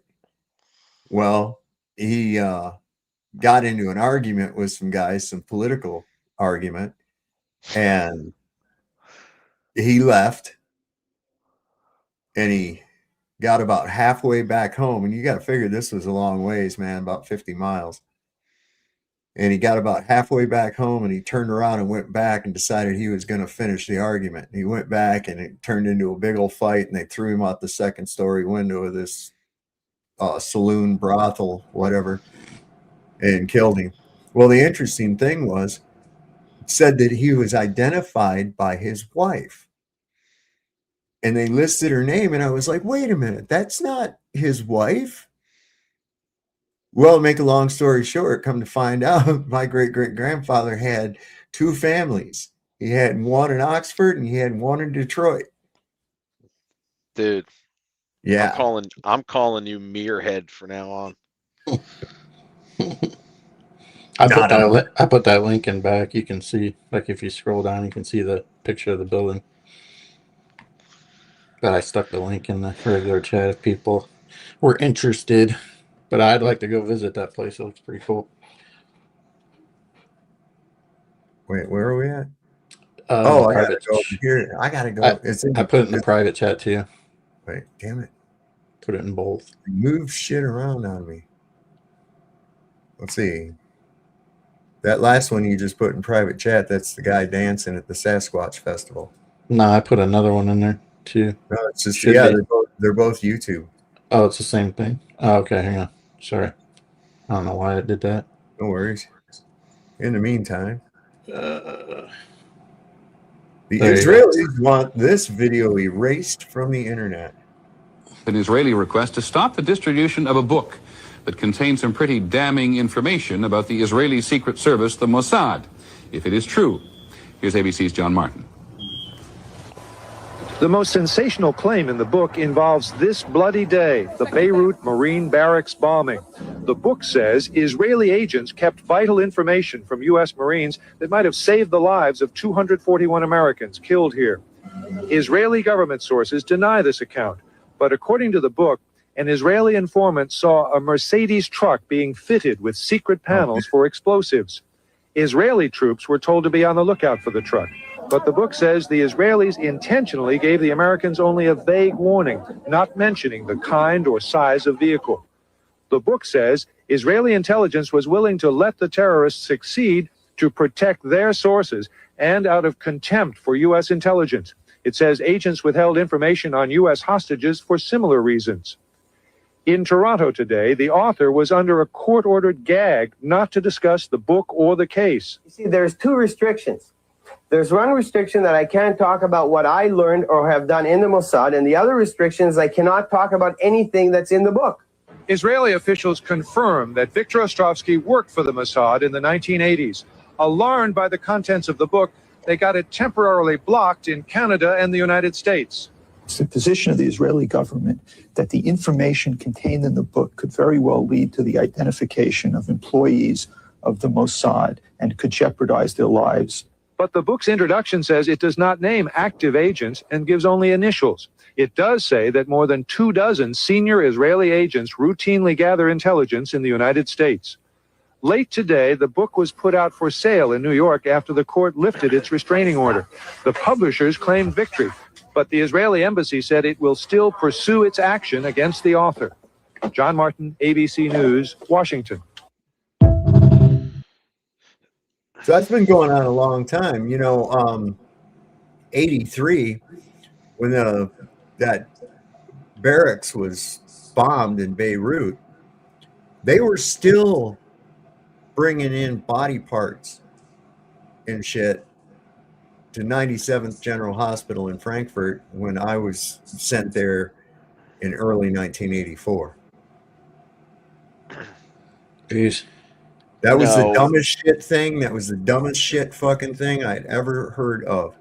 Was putting Israel would never do that. They're our greatest ally. Yeah. Not done. They're I stuck that in back there. I was looking through the little virtual tour thing on it, and it's got there's a book on there. It's called The History of the Bible. It's interesting. Wow. Dude, your brain. I know right where that's at. Yeah.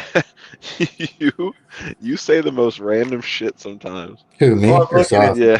Come there. Yeah. Like where did that even come from? Like I was showing a picture. You guys can't see it. It's like I know that corner though. I put it in the regular chat too. Oh, I just he was talking about Detroit, and I had been looking up this bookstore in Detroit lately, so I stuck the link in the chat. But yeah, you take the virtual tour through the little thing on their website, and there's a book there. It's called The History of the Bible. I'm curious as to what that might be. Gotcha. Okay, now it all connects. I'm sure it connected all in your head. Now it makes more sense. Now I didn't do a very good job of describing the description. That's it's on it looks like Lafayette, but I can't tell what the other road is. I can't remember what the other road is called. Lafayette was a big fucking deal up in Michigan. Detroit, that was mostly French to start with. It's a lot of French fur traffic shit up in there. That's why they've got some really crazy names for shit, man. Like Sault Ste. Marie is Sault Sault Marie is what the way it looks, the way it's spelled. I mean, it's all this French bullshit. But yeah, Lafayette. Who's the other guy that helped us in the revolution? What was that guy's name? You're asking the wrong guy on this one. I'm fucking half ripped anyway, so I can't. I'm sitting there trying to think today. I fully was watching another thing of Bonanza a little while ago, and I was this actor. I was like, oh my god, who is that guy? Who is that guy? And my wife was going, I know I've seen him before, and so she looked up the episode on her phone, and it was Robert Culp. And I was like, oh yeah. And then I'm trying to think what fucking show I remember him from the most. Robert Culp. And I was like, oh yeah, Greatest American Hero. Remember that show?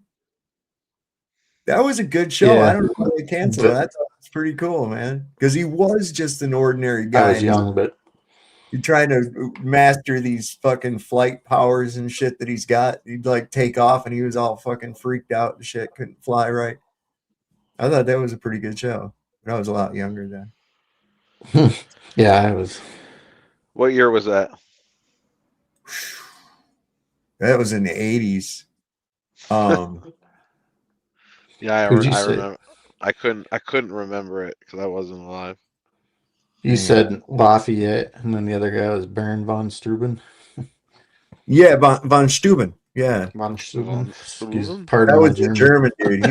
He was a German dude. He was famous in New York, especially in upstate New York. What was we talking about? The Greatest American. Greatest American. Uh-oh, I'm getting ready to go. Hang tight. Uh-oh. And he's out. They got him. It's over. It's over, Jeff. It's just me and you now. The Did he Mossad really got freeze? solved. Huh? Is he not there anymore? No, the Mossad got him. Oh. This is probably for real this time. Welcome to the Jeff and Cubby Bear Show, everybody. The envelopes are under your chairs. You can send it to www.chicagocubbybear.com. Just kidding. I don't even have a website. No, but you can follow me on Instagram There you go. at Jersey Goy. I'm surprised they don't knock you for that. Instagram and TikTok and all that. They don't care about that, huh? No, Goy, you get away with Goy. Yeah. They can't claim that Goy is bad because they've been calling us it the whole time. Yeah, I know, but you know. So what now, they like to do. if we call ourselves Goy to be ironic and funny, right? Mhm. And then they say that it's somehow anti-Semitic to call yourself Goy. Well, it's like, but you've been calling us Goy this whole time. Yeah. So but that's the mind fuck that you'll get from them people. I don't know, because it's like YouTube, right? You'll show a video. It's like, oh, you took it off of YouTube, but you're not allowed to show it on your channel and point out all the distinctions in it. Far be it from you to do that. You know, we're gonna have to give you a strike or shut your channel down for something like that. YouTube was the greatest place Used to be. for truth back in Yeah. like the day, right? Back Yeah, in the definitely. 20 teens, the early teen years before like 2018. It was the place, the greatest place to get truth. But then Absolutely. it just the algorithms were compromised and the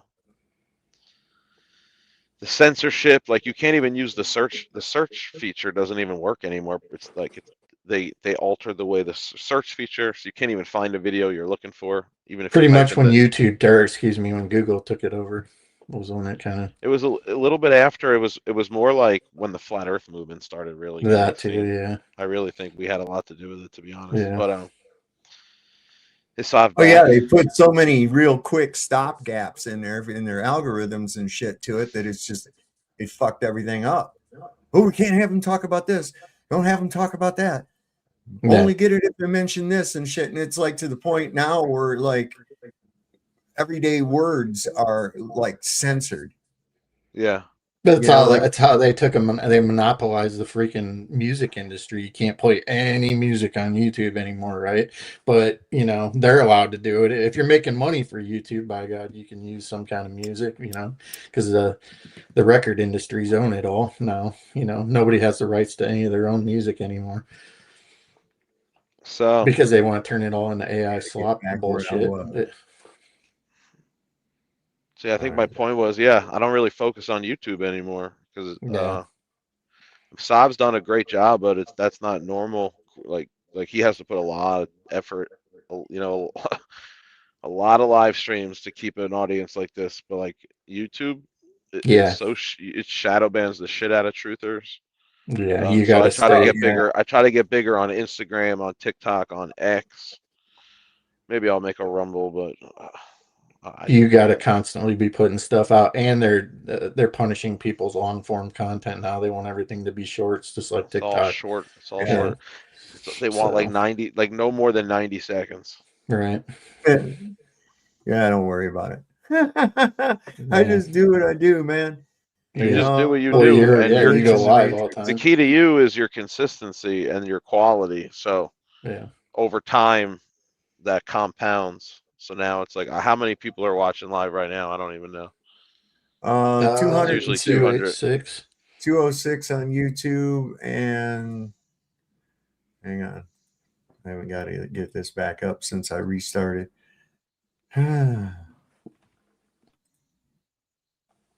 Okay, go ahead. 13 on Rumble right now. So 13 on Rumble. So 219, 215 altogether right now. That's not easy. It's pretty good, yeah. I mean, It's when you not in easy to get comparison 200 people to tune in. In comparison, there's people out there. I won't mention names. That got 100,000 subs that don't get as many views on their lives as Sav does. Fact. The subscriber to live stream viewer ratio is extremely high. Yeah. Yes. For Sav, yes. it's unusually high. Mm-hmm. Now he's got a dedicated audience, and it's organic, you know. Yeah. Right. That's the whole thing, and it's like, there's no script. There's no fucking script here. It's like I don't use show notes. None of that dumb shit. All off the cuff. It was just all off the cuff shit that I've run across that's interesting. Stuff that's on the current, because it's you take these things that they're telling you in the mainstream, and you're able to sew together with what we know what the fuck they're pulling. I mean, what the fuck happened to hantavirus? What happened to tons of things? Gone, right? Yeah. Why? Because so many fucking people laughed at it. People made memes of how stupid it was and shit. It got broke down in real fucking time. They figured out that the guy making the video from the cruise ship was an AI fucking video. It's like, dude, they just abandoned it. No more hantavirus now. They might try something with the Ebola or whatever. Now they're trying to scare everybody with this fucking screw worm. Yeah. I think those are all just tests, to see I what, do too. for a I do bigger too. plan. But hey, Mark Rizzo says hi, Stinky Cash. Mark Rizzo? Yep. Mark What Rizzo. up? Mark. Riz. Didn't stick. Sarasota, Florida. Sarasota. Every time I meet somebody, they're from Ocala. There's all these people. I was like, God damn, is everybody from fucking Ocala? What's going on, bro? But yeah, what was this that I had? That's Thomas another Crook. thing. That's another thing real quick too, is that like you notice these Glober channels, man, they don't have any glitches in their streams. Nothing goes off, not with everything goes off without a hitch, but any of our channels, there's always something. You got an internet connection problem. It's always something, man. With all these Glober channels, smooth as butter, man. It's amazing. But anyway. Yeah. So the Thomas Crooks guy, the guy that supposedly shot Trump's ear and they cremated his body and everything. Wait till you get the load of this shit with it. Here again. It's always them, man. It's always them every time. E.T. You ever heard the phrase time reveals all? Remember this guy right here? And this really big event, every time we look into it a little bit more, it gets stranger and stranger. Former Congresswoman Marjorie Taylor Greene just posted the medical examiner for Thomas Crooks is a dual American Israeli citizen. Didn't do the full toxicology report and rushed to have Crooks cremated 2 days later with the bullet fragments still in him. I guess another big unanswered question I have has to do with this seemingly incomplete toxicology report, which, I hesitate to mention this because I don't know the significance of this, but the person who wrote this report, the medical examiner, in Pittsburgh who autopsied Crooks, released the body for cremation with fragments and still inside, insisted Zappaloni never hit him, and then doesn't test certain specimens from Crooks or didn't put him in his report. This guy is actually a dual Israeli citizen who was in Israel after October 7th, helping identify the bodies there. So, again, this actually, yeah, this is in the front page of like the Pittsburgh Jewish Chronicle.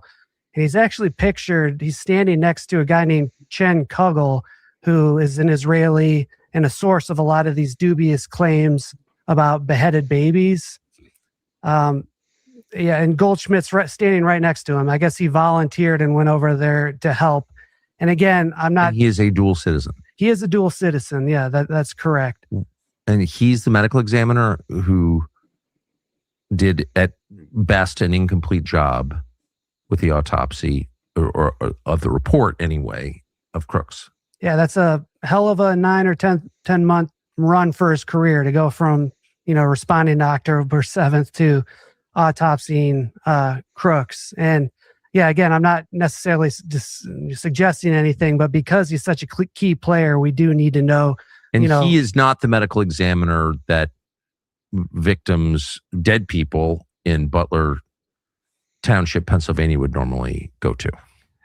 No, not at all. I mean, again, the excuse was that they had more advanced facilities, but then they do this kind of run-of-the-mill autopsy and toxicology. So the fireman who was killed at Butler went to the local medical examiner, but Thomas Crooks went to this medical examiner, the dual citizen. Well, Corey Comparatori was taken to Allegheny County as well, but they've got contradictory excuses where they say they took Corey there to avoid the press attention at the Butler office, and then Thomas was supposedly sent there for the more advanced facilities. So the facilities that allowed him to be cremated with the fragments still in him and didn't list the testing. We were watching a video of a guy watching a video. I know, it's wild. Okay. It is wild. But is it not some fucking shit? Really? I mean, think about that. It's an Israeli dual citizen. They take him there because it's a more advanced facility. Sure. And they don't even remove the bullet fragment. They don't do a toxicology. Why did you need a different facility if you're just going to say, yep, he's dead, sign off, burn him? Another crime scene that they covered up. And that's what I was saying about Trump earlier. Like, he's more worried about a rigged elections, whatever, but than he is about, like, where is this guy's parents at? What, they just disappeared off the face of the earth? Like, he's not worried about, learning about who tried to supposedly kill him. Like, you'd think that would be, if someone tried to kill you, wouldn't you try and figure out, the story behind it? Like, why did this guy try and kill me? Who was this guy? Who's his family? I think you'd be a little interested in that. But now, instead, he's worried about the freaking rigged elections. I know. Sure. He got so mad. He got so mad when that woman asked him, well, what's your evidence of that? Yeah. He goes, oh, you guys are all crooked. Every one of you, you're crooked and dishonest. And she's like, I'm not dishonest. And he goes, well, you're either dishonest or stupid. You're either crooked or stupid, he said. He says, this is over. I'm out of here. Yeah. And then just 15 seconds before that, the rain starts and he goes, rain. It's like, yeah, okay. So what? I created that. Man. Huh? He's like, I created that. Yeah. No one knows rain like Trump. It was promised to me 3,000 years ago or some shit. Yeah. Dude, I went to that's this weekend too. I went to my neighbor's middle school AAU basketball game, and it was at the Jewish Community Center against the all-Jewish team. And I said to him, boy, you better cook today. Because if you lose to a team full of little Jews, I'm never going to let you live it down. Don't they run funny? They were actually quite good, but they were all a lot shorter than our team. We had the height advantage, and I said, man, you cook them Jews. Oh God. like you were sticking them in an oven. Oh my God. It was very satisfying. I was making really bad jokes the entire game from the stands. I can't believe I didn't get tossed. You gotta be careful, man. They'll knife you. Well, I did notice that because like it's at a Jewish community center. The refs were Jews, and I'm like, what are the chances they're calling this game fair? Right? Trying to get any advantage they can. We get to win because it was promised to us 5,000 years ago. Well, I was saying shit like that yesterday. I was like, yep, that foul was promised to him 3,000 years ago. Yeah. God. Every time we score, it's 10. Every time you score, it's 1. You're right. There you go. We get interest. It's usury We scoring. we don't even score points. We score shekels. Yeah, right. In Jewish basketball, we keep track of shekels. That fucking D-man sent me money and sent it in shekels. No, he didn't. Yeah, he did. That's hilarious. How do you Really with what platform? On PayPal. So he went out of his way to send you shekels. Yeah, he did. He's a character boy. I'm gonna start doing that. What was that worth? Nothing. No. I forget I'm it. just kidding. It's really it's more about like how much Yeah, is I the know. exchange rate that like the fee. Yeah. Man, I'll tell you what, when I was over in Germany, that was fantastic, man. We were getting almost 4 marks to the dollar on their money. And let me tell you something, man. It was like actually having 4 times your money because it was commensurate with, what was going. I mean, shit was cheap. Shit was cheap, man. Unreal. Anyway, check this out.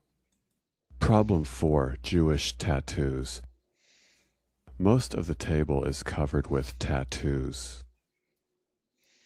These are real pieces of tattooed human skin, although this one might be a tattoo design on paper, which would explain what appears to be a signature here.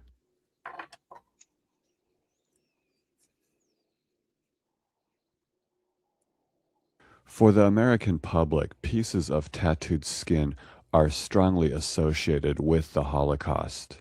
But tattoos are against Jewish law. If you're Jewish and you have a tattoo, you can't be buried in a Jewish cemetery. That's problematic because cremation is also against Jewish law. There is a dissertation on this table written by a German doctor who was studying tattoos in the camps. This study by Dr. Eric Wagner of the Institute of Forensic Medicine and Scientific Criminology at Friedrich Schiller University is what spawned the tattooed skin rumors at Buchenwald. His interest was how tattoos can relate to criminality.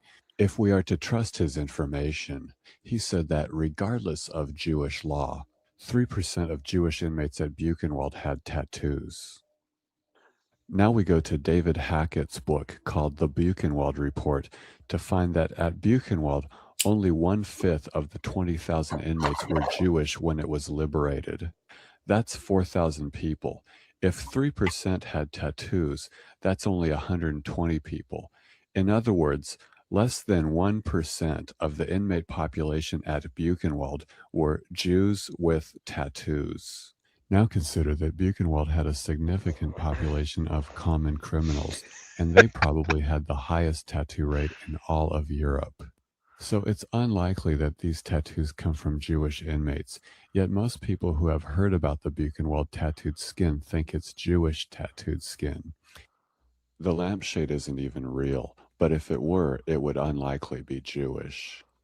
And it should be pointed out that Buchenwald is the only place for the entire Holocaust where the evidence of a lampshade and tattooed skin was found. And there are interesting questions about the skin. How do we know that people were killed for their tattoos? Maybe people died natural deaths and then the tattoos were removed. Or how do we know that the doctor studying tattoos didn't bring the tattoo specimens with him into the camp to compare them with tattoos on living inmates? Here's an article about a Japanese anatomy professor, Susumu Kato, who collects human skin tattoo specimens. Professor Susumu Kato plunges his arms into a blue plastic bin and pulls out what looks like a soggy bundle of Technicolor tripe. Carefully, he spreads it out on the stainless steel surface of a dissecting table in the morgue, and gradually, gruesomely, it becomes clear what it is. He goes on to mention how tattooing is often associated with criminals. That's an interest that the German doctor also had, yet no one is accusing this Japanese anatomy professor of killing anyone for their tattoos. Think of the lies someone could make up about him, though. That's right. I could make it. Where'd you get all those? Those all look like they're Jews. Dude, can we talk about the phrase Jews with tattoos? Jews with tattoos. That's a great How slogan or about you? username for somebody. Yeah, man. They even make a song. Jews with tattoos. How about you? What you gonna do with a Jew with tattoos? What you gonna do? What you gonna do with a Jew with tattoo? With the Jew tattoo. Oh now, no. Now, if I said Jew tattoo, would you think that means I have a tattoo on me of a Jew or a tattoo on a Jew? Or it could be a menorah. A tattoo of a menorah would be a Jew tattoo. That would be a Jew tattoo. Whether it's would. on a but what if it's on a Gentile?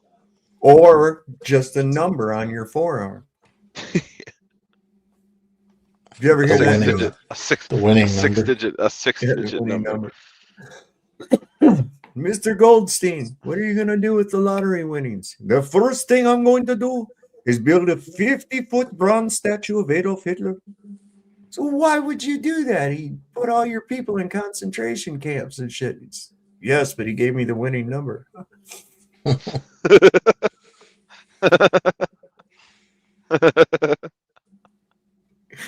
Oops. I have a conspiracy theory regarding these data centers. No way. 2026 into 2027 is going to be that super El Nino. They're saying the hottest Earth has been in human history. That's crazy. But it's like we're also building these data centers that put off an extreme amount of heat. The ocean right now, like specifically the Pacific, holds 11 million terawatt hours of energy. Never heard of that. But they said that the whole planet uses 25,000 terawatt hours per year. So we're having an excess of 11 million terawatts being released into the atmosphere. They're saying it's literally going to be the hottest temperatures Earth has ever experienced in known human history. Insane storms, droughts, famines. But it's like, are they using this as an excuse because all these data centers are popping up all over the world? Say it's the birth pangs of the Antichrist is what causes the famine and the earthquakes and all this stuff. So when they say birth, these data centers are maybe the birthing. The birth pains of what is to come. Where have you read that? The Bible. It's all in the Bible. It's not the data centers, it's the cow farts.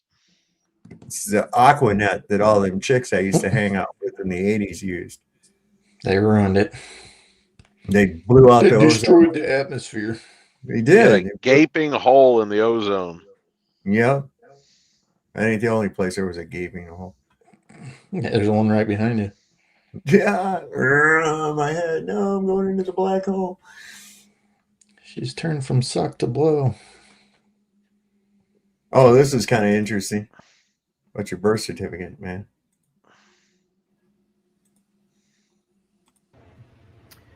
Hey guys, throwing out some stuff today. Just wanted to make you aware when you're in court, the first thing you need to do is ask for the bid bond, SF, State Form 24. Second one, State Form 25, your performance bond. And you need to ask for the 1099-A, who acquisitioned funds out of your minor account. Well, let's see. I guarantee you it's going to be listing the court as the principal and you as the surety, but it should be you and you. This is yours. Oh, is that identity theft? Oh, wait a minute. Oh, more identity theft? Oh, an embezzlement? Oh my goodness. FOIA for your rights. Hey guys. There you go. Get up, stand up. And my son Ryan has talked about that. Yeah. That's, you know, they're fucking you, man, every step of the way, every day. Oh, this is pretty good, man. She had to just sit there and swallow this shit. I can't stand this broad. Judge Janine Pirro, or whatever her name is. Now she's on Fox News. What I a thought she was in the rancid-looking, administration. rancid-looking cunt. This You know, bitch I is. thought she was too. But look at, Pretty- she's got to sit here and listen to this guy. And this is from a guy who voted for Trump. Listen to this guy. Trump is making America great again. Trump has made America hate again. And it's this hatred of races. I hear it all the time when I talk to Republicans and they say, oh, I went down to Texas and there are all these Mexicans down there and they're all speaking Spanish. Well, I got news for you. Those weren't Mexicans. Those were the Americans. That guy that went down to El Paso to shoot a bunch of Mexicans, he shot a bunch of Americans. And I'm really tired of this anti-immigrant, anti-people with brown skin rhetoric that's coming out of Fox News, coming out of people like you, and coming out of our president. It's demeaning. It's beneath the office. It's beneath you. You used to be a judge. You know better. It's time that stopped. Trump. She had to just sit there and listen to that fucking shit. Yeah, man, she just ate his shit. She's the attorney for the United States in D.C. Oh, okay. Now. In Trump's like all celebrity administration. I know, isn't it? Or just like it's the Apprentice. Oh, Leonardo DiCaprio, you're gonna be the Attorney General now. Come on down. So the Apprentice. Like this last minute lawsuit filed to stop for the UFC fight on the White House lawn that he was supposed to have to get congressional approval for that shit as well. He wants to have a house party like he's a high schooler, but at the White House. And it's just his birthday, you know. He needs his parents' permission. He better hope his parents go out of town for the weekend. Is it like defacing government property or something, basically? Yeah, basically. I mean, good luck. Good luck. I hope he gets it denied. I hope it gets denied. That is the biggest white trash bunch of shit I've ever seen. It really is. We're like this far from idiocracy. I'm not kidding you. You know, we're so close. Oh my God, man! We're in it. If Stephen A. Smith becomes president. Oh, jeez. God help us. That's idiocracy. I think I'm going to check out here, boys. Getting tired. I don't want to Trump out. You know, if I Trump out on you on live stream. No, don't do that unless you're sitting on the toilet. All right, guys. You want to Trump out. Have a nice night. You too, man. So this guy's pretty funny, man. He doesn't. He's not a big fan of YouTube. I don't like him. I never heard him till this thing. Tony Hinchcliffe. Is what? It's Tony Hinchcliffe. He also he was part of the whole campaign for Trump. Was he? Yeah, he was on Trump's, like when he went to the Garden, he campaigned for Trump and told jokes his little rally or whatever. Anyway, go ahead. I wonder where he's at now. What, the rest of them? They made a mistake. Yeah. We found out from YouTube that there's new words that they want us to censor. New words, like the C word. Guess you can't say the C word anymore because you know who will get mad. Give you a hint, it's not men. And it's not women with a sense of humor. It's cunts. Fag! Can't say fag anymore. No more fags. I know. Sounds like heaven. I don't know what's going on over at YouTube. I guess they must have hired a bunch of cunts and fags to work over there. That's all I can imagine. Can't say fag anymore? No. No, that's pretty faggy. Yeah, that's gay. It's gay as hell. What was this? Is this the oh yeah, this is from a fan. Everybody's seen all the other footage, but this was from a fan at the Gardens. Obviously, one of the cheaper seats. Still would, buy somebody a car, right? I guess. Look how high up he is, but listen to this crowd.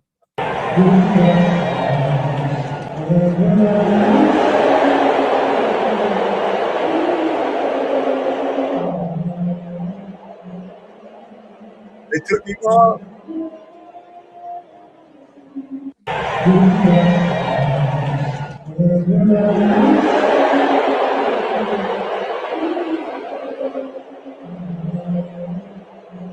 Does he live in such a bubble that he doesn't realize how bad people are fucking hating on him?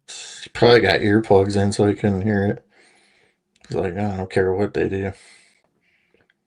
I mean, that's insane. Yeah, and yes, he lives in such a bubble. I mean, how can you hear that and think that those are people actually cheering for you? I don't think he actually does. I mean, who was it that was his little mentor or whatever? I can't think of the guy's name. Was it Ron or something? Or Roy Cohn. Roy Cohn, yeah. I mean, think about what he told him. Yeah. I mean, basically, that's how his mentality. It doesn't matter if it's good or bad. Just say all good things. Always attack. Right. Never admit defeat. Right. I don't think he truly believes, his ego's through the roof, but I don't think he truly believes that, like, in that situation, that those people are cheering for him. I just think that he deflects, and he's like, oh, yeah, they're totally cheering for me. It's like, sure. Well, then when he left, there was all these people out on the street giving him a California howdy, Yeah. Like, yeah, look, they're waving at me with one finger. Isn't that cool? God dang it, man. I don't know. Honestly, it ain't that much different when you look back on it. When you truly look back on it, it ain't that much different than his first go around. This presidency isn't much different. There's different things happening, but the trajectory of it's still on the same path. Though I see it, he's not got the popularity that he had. Yeah, I mean that was a different situation, like when he came in, because nobody had seen a president like that before. But I think the ultimate outcome is still heading in the same direction. Yeah. Well, the merge is pretty well complete. They're just putting the final ink on the paper. Yeah. People are going to finally realize that they live in a Zionist occupied nation right now. I hope they realize it before the ink dries. You know what I mean? Yeah. I don't know. How dare you love him? Trump is awesome. Yeah, that's right. Good old Trump shitting his pants. He got so mad he shit himself.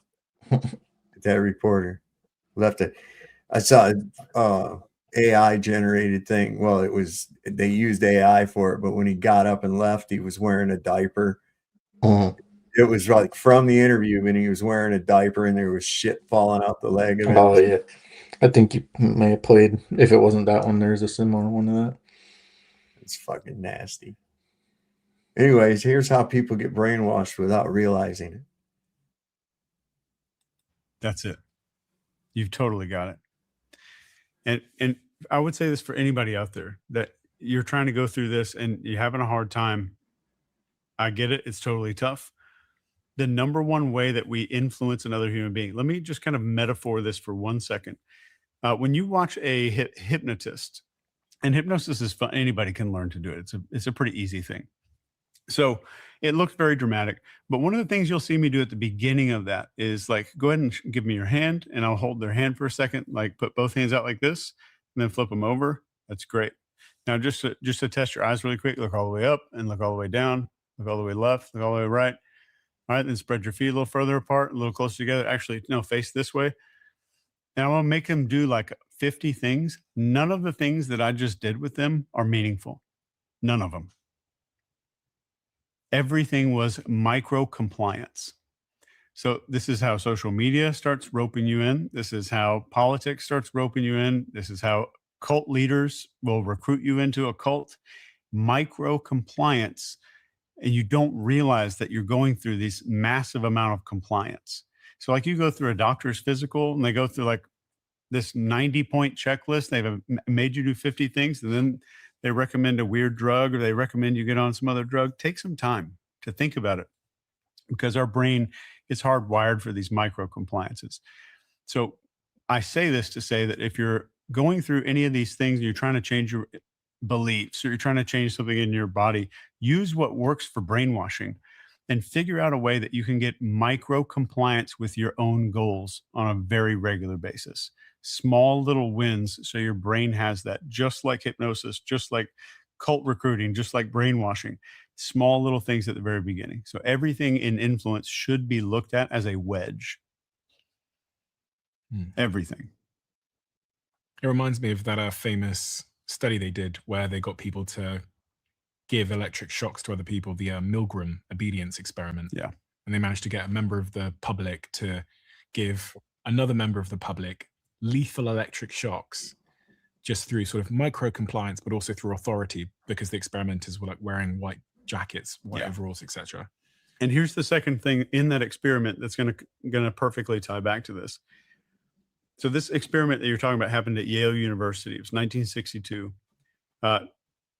And there's tons of data on it, but essentially strangers would shock another person seemingly, or what they thought was, to death, just because some dude in a lab coat told them to. But what they didn't account for, and even Dr. Milgram's book was called Obedience to Authority. They thought it was all about the authority, the lab coat, the guy's tall, it's a professional setting.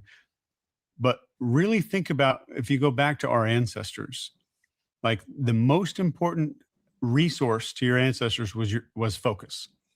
There's nothing more important than focus.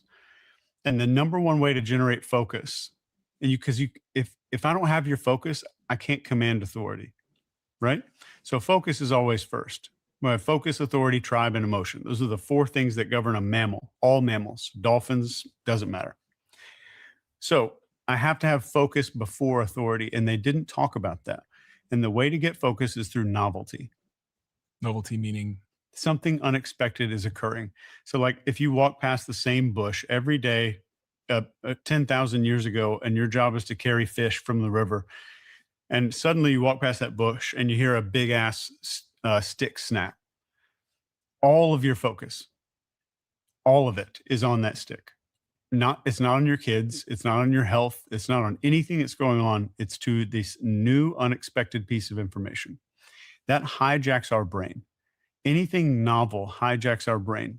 So if you see and it follows that pathway: focus, then authority, and then tribe, what's everybody else doing, and then emotion. Then how do I feel about it?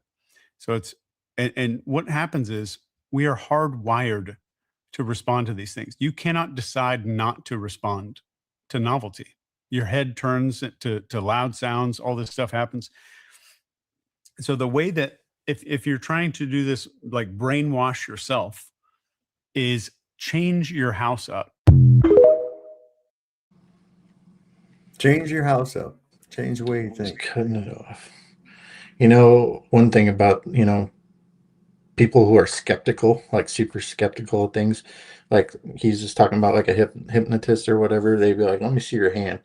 Somebody who's a skeptic be like, well, why? What do you want to see my hands for? I don't want to give you my hand. People like that aren't easily fooled. And it's the person who's willing to give them their hand that's the ones that can be brainwashed the easiest.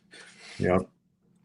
Yeah. It's like, oh, okay, here you go. It's like, nah, bro, I don't think so.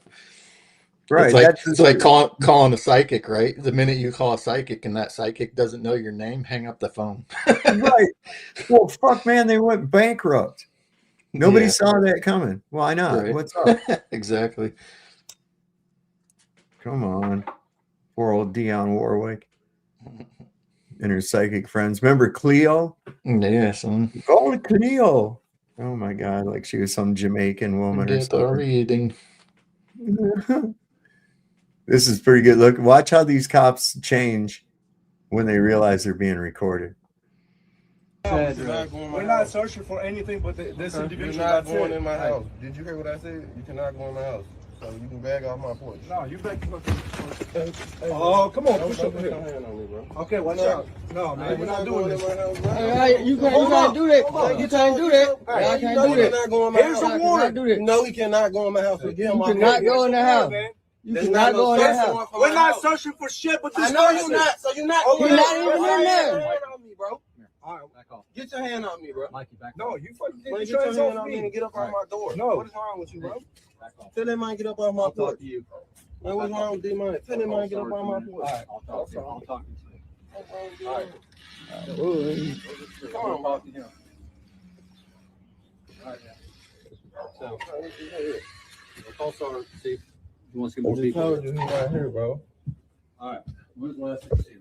I'm talking. You and me are talking. I don't even want to talk no more. I don't even want to talk no more.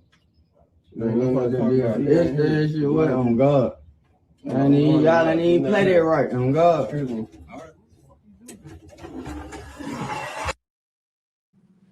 See, they'll say like they was looking for somebody, right? Mhm. And so they had a warrant for that person's arrest. And they try to pass that off. They do this all the time. They try to pass that off as a search warrant that they can come into your house, you know, and go get them. Now, it'd be a different story if that person they're looking for opened up the door. But unless they've got a search warrant, all they can do is talk to you. They can't come in your house. Right. They can ask you anything they want to. You don't have to fucking answer them. Right. Just don't leave. Okay. Yeah. Person you're looking for is not here. Go. Yeah. Don't even engage with them. Nope. That and yeah, they try and pass it off. They wave that paper in front. It's like, does that say anything specifically about me? You know, like they just try and wave it because they think, oh, okay, you know, they ain't gonna ask what it is. They just, oh, it's a search warrant. We can come in. Right. Well, they tried that shit out in California. We had our gate closed because anybody that was coming over knew to call if they was coming, and I'd open up the gate. So here they come up there. Corey looks out there and sees these fucking cops out there at the gate. It clearly had a no trespassing sign on it. And he says, we're looking for so-and-so. And he says, well, you got a search warrant? He says, yeah. He says, we got a warrant. And he showed him that. My son took it and he read it. And he said, this is an arrest warrant. This is not a search warrant. Kick rock. Turn around. I found out about that. I got back. I called the sheriff. I called the sheriff, talked to the sheriff, and I said, I'm going to tell you what. If any more of those clowns come to my fucking house and I didn't call them, you're going to have a lawsuit on your ass so fucking bad you won't even know what hit you. I said, cease and desist now. God damn, man. They had us targeted, boy. They was pissed off. They showed up there that one night. They showed up there. Fuck. 5 cars ended up showing up. 5 cars. Guy gets out and goes, less lethal deployed. And I just looked at him. I said, what the fuck does that even mean? I was laughing at these jokers.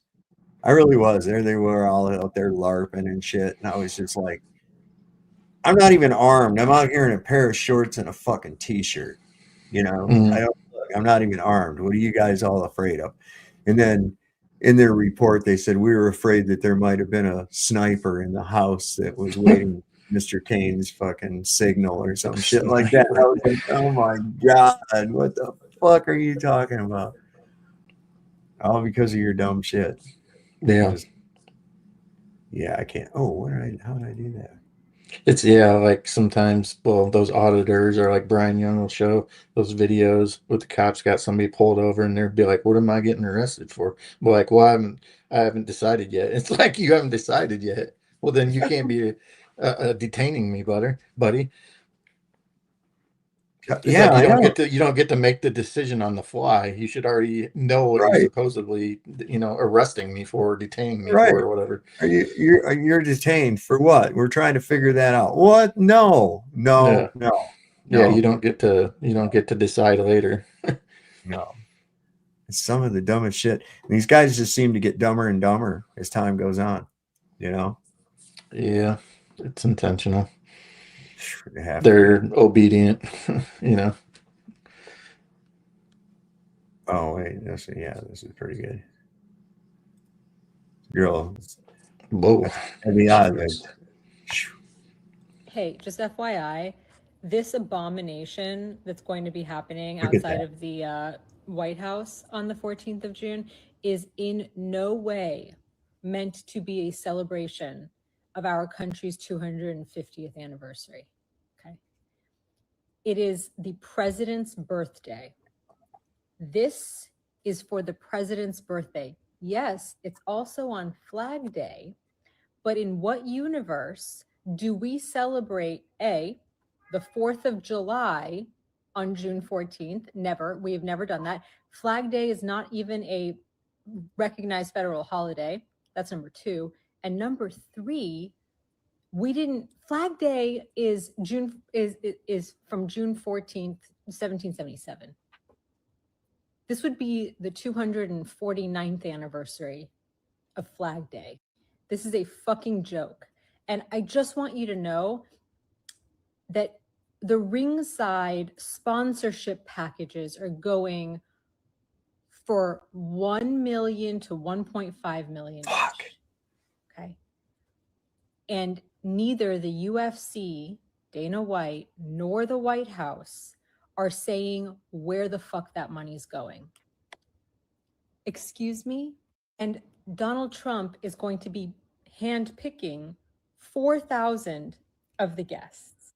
Well, if the ringside packages are going for $1 to $1.5 million each, I wonder what you got to do to be one of the 4,000 handpicked guests. They're officially free.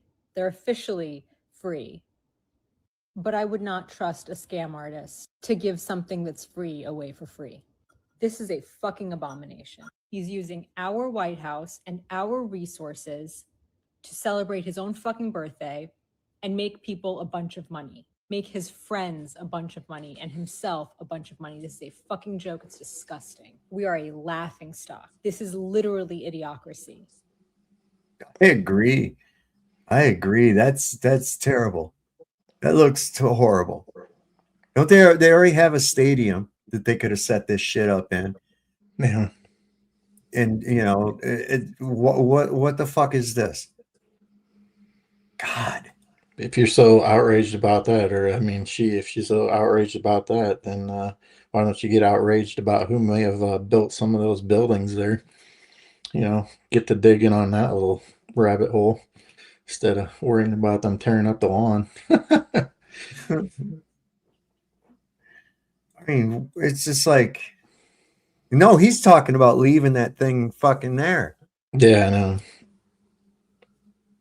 Yeah, so after all, the Eiffel Tower, he's got this story about the Eiffel Tower was supposed to be taken down after the World's Fair or whatever. And they just left it there. No, it's a symbol of Paris. Maybe this will be the same thing. Who knows? Well, I know nobody's going to give a fuck about some trashy looking gladiator ring on the lawn of the nation's capital. My God. He'll come and go. God. I mean, you know, you put a bowling alley in the White House. You know, there's been presidents that have done shit like that. Mm. You know, tear down an entire wing to build some fucking ballroom that nobody needs. You know, start off floating it to people that he's going to pay for it himself and shit, and then it ends up going to cost us. What the fuck is this? Now I guess they blocked that. He's not allowed. Should.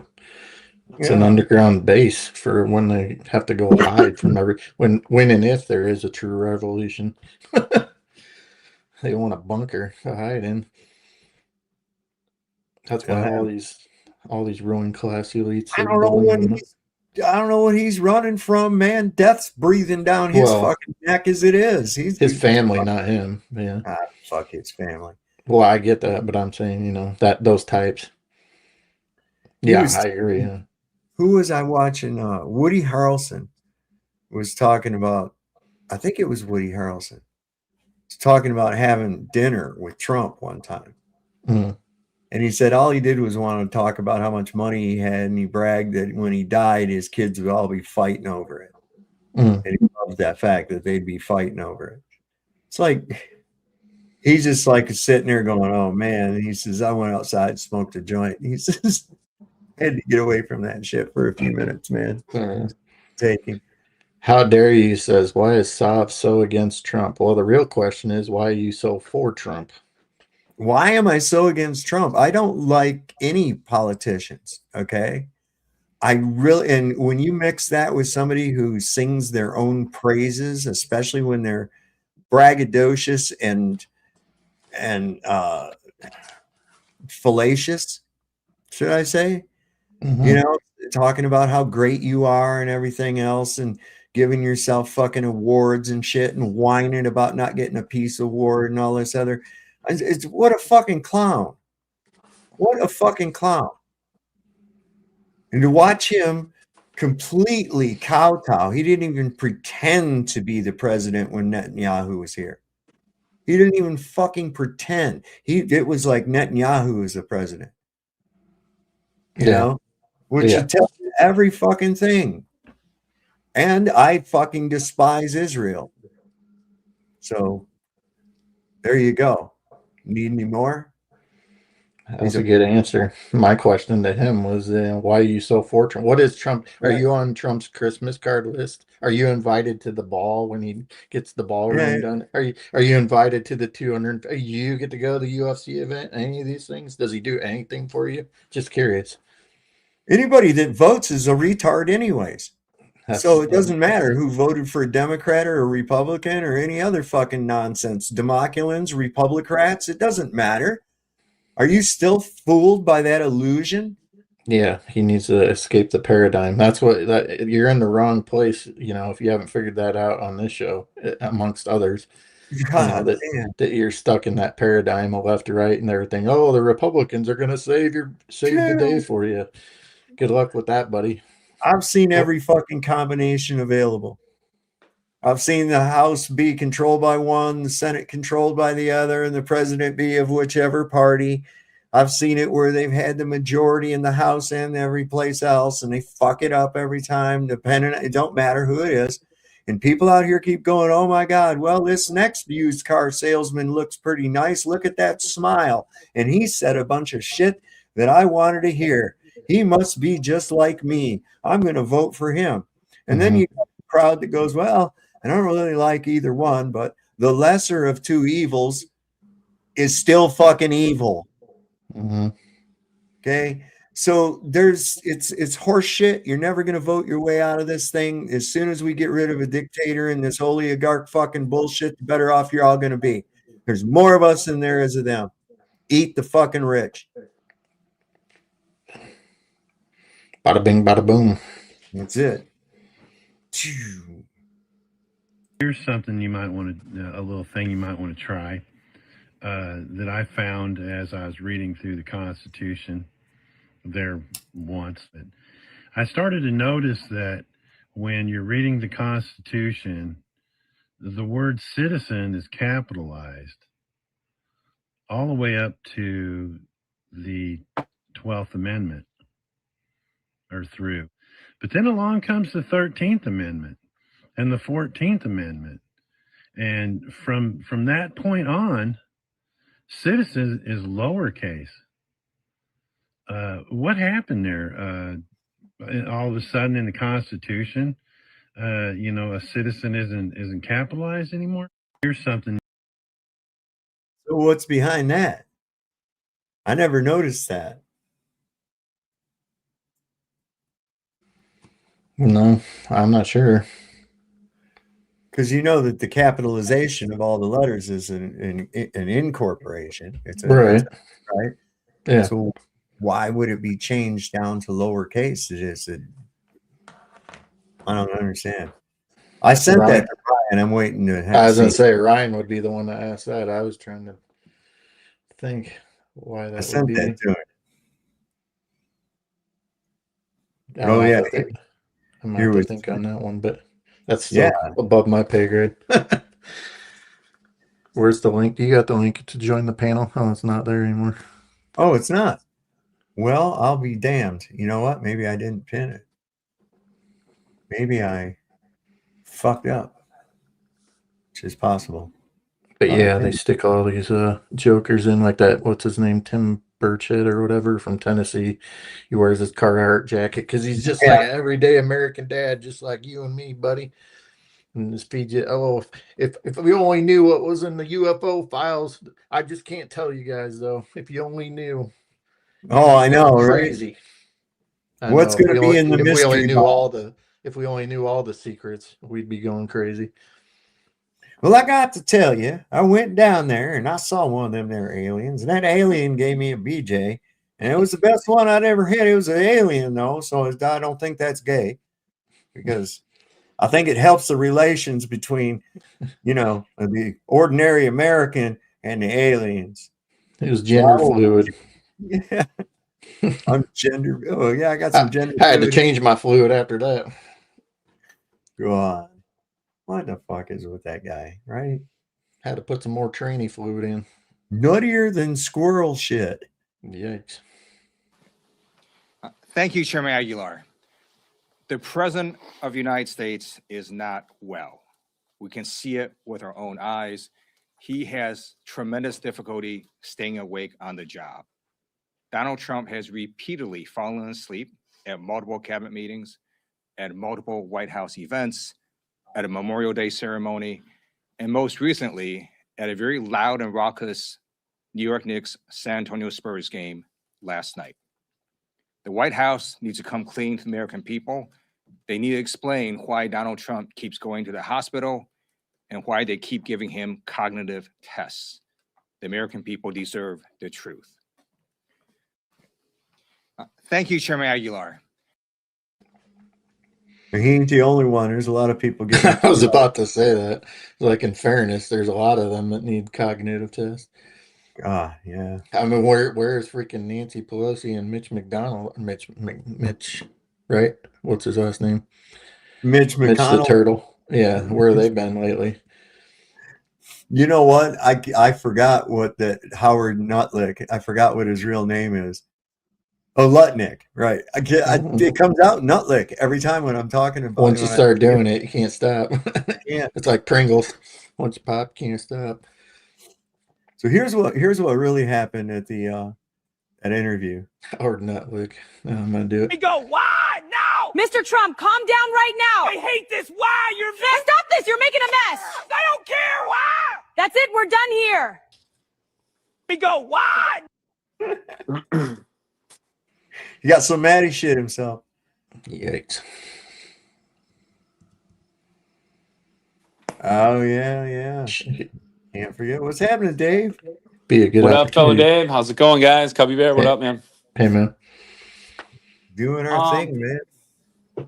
Listen, hey, guys, you know how, this all this talk about Trump and whatever bullshit's going on. I mean, I know that you guys are familiar with the whole concept of loosh, right? And them like trying to steal our life energy in a lot of ways. Yeah. Don't you think that even giving any of this shit with any of these politicians, Trump or anybody, whatever the news talks about, is literally giving them your loosh and your energy? No, I'm trying to get people to disregard him 100%. I'm trying to get people to see what the fuck kind of a clown show the entire thing is. See, you got a lot of people out there that are going, oh, look at the left, look how horrible they are, and then you got the other people going, oh, look at the right, look how horrible they are. Look, they're all fucking awful, okay? They're all awful. They're actors. Stop voting. Stop paying taxes. Right, no, I agree with it. Yeah, 100%. Pick up that pitchfork. Listen, you got fuck that loosh bullshit. I don't care. You got to get angry. You got to get mad. You got to get mad. Well, but listen, I think when you're getting angry and getting mad, you're giving them your energy. Yeah, but we ain't gonna fucking change nothing by singing fucking kumbaya around a goddamn campfire, I'll tell you what. Well, no, I guess what I'm saying is, these guys are winning anytime you're giving them the fucking the satisfaction of you being exposed as the fucking clowns that they are. Well, that's the trick. I think that's the thing. That's the thing that a lot of people fall for. That's the trick because they get you riled up over some bullshit, some nonsensical whatever fucking storyline they're going with, and then all of a sudden everyone's like, "Oh, you see this or you see that." Next thing you know, you're giving them all your energy, and then it becomes this cyclical thing that keeps going on and on and on. Where it's like, I got plenty. No, it's coming to an end. well, don't you see it? Don't you see it? What? You don't see this coming to an end? You don't see this coming to a head? Well, which part of it? I'm talking about the pitchforks and the fucking torches, baby. Well, are we talking biblically speaking, or? I'm talking about literally. Literally. They're not listening to your protests. Well, yeah, I get it. So to me, the best way to not give them any of your energy is by not even focusing on whatever the fuck they're talking about. It reminded me of like when the transgender shit was coming out. Yeah. Like when all that stuff was coming out, I'm like, the fact that even people are buying into that it's a legitimate fucking debate was ridiculous. Because the fact is, if one person was saying 1 + 1 is 2, and the other person was saying 1 + 1 is 58, you're not going to even humor it because it's fucking ridiculous. Right. So this is what I'm saying. What goes on with Trump and all these fucking politicians and whatever the news talks about, all this shit, they want you to humor it. Because by you humoring it, you're playing into what they want you to do, and that's giving up your life energy and your focus and your attention. Because what you focus on and the attention that you give to things is you can't get that back. Well, I'm putting my attention on focusing on Iran obliterating fucking Israel to rid the earth of that cancerous parasite once and for all. But again, this the whole divide and conquer trap. Now we're picking sides and all that shit. You know? I'm not. There ain't no side to it. You're either good or you're evil. You either support those demonic motherfuckers, and you're evil, or you're against them, and you're on the right side of history. Yeah, but that sounds like a Bush talking point. You know what I'm saying? That's not a Bush talking point. They are literally fucking executing 7-month-old children on video, bro. Sky does bring up a good point that COVID lockdowns were stopped by people saying it's BS and got mad. So there is that, like, you can bring awareness to things, but I do see your point when you say they are energy vampires. You just there's bringing awareness, and then there's also just don't feed into it like you're talking about. Don't get emotional about it. But yeah. Right. It's like I'm looking at that helicopter that supposedly got shot down. Okay. How much fucking bullshit sense does that make, right? Let's look at it logically. Well, we've obliterated their total air defense capabilities. We've sunk their Navy, everything else. Well, we know that's bullshit. It said they shot down a fucking Apache and rescued the 2 pilots. What? How'd that happen? What? How'd that happen? How come the rescue copter didn't get under attack? How did you get there in quick enough time without IRGC forces responding to the crash site? None of it makes any fucking sense. So it tells me that it either did not happen at all, or if it did, it was a false flag, and most likely committed by Israel with the cooperation of our own military. I'm sure of it. Okay, well, I mean, again, that's the thing. This is getting caught up into their talking points of what you want. They want you to focus on, because at this point we know what they tell us on the news and what they tell us on every mainstream media source, or even the underground sources now are part of mainstream. To just hang up shop, or you want me to change my format of my show, or what do you want to do? Well, no. I guess I'm not saying. I mean, like, listen, I like what you do. I mean, I find a lot of the topics interesting, but I mean, I guess what I'm saying to that whole COVID point that Cubby Bear just brought up, that one of the people brought up, is okay, if nobody gave that thing any fucking focus at all in the first place, if people didn't pay attention to the news, we wouldn't have been even put in that position where people would be like, oh, put on your fucking mask, put it over your nose, and all that shit every time we walk into a store, and all that other bullshit that went down with it. But we all know that wasn't going to happen. I told you why.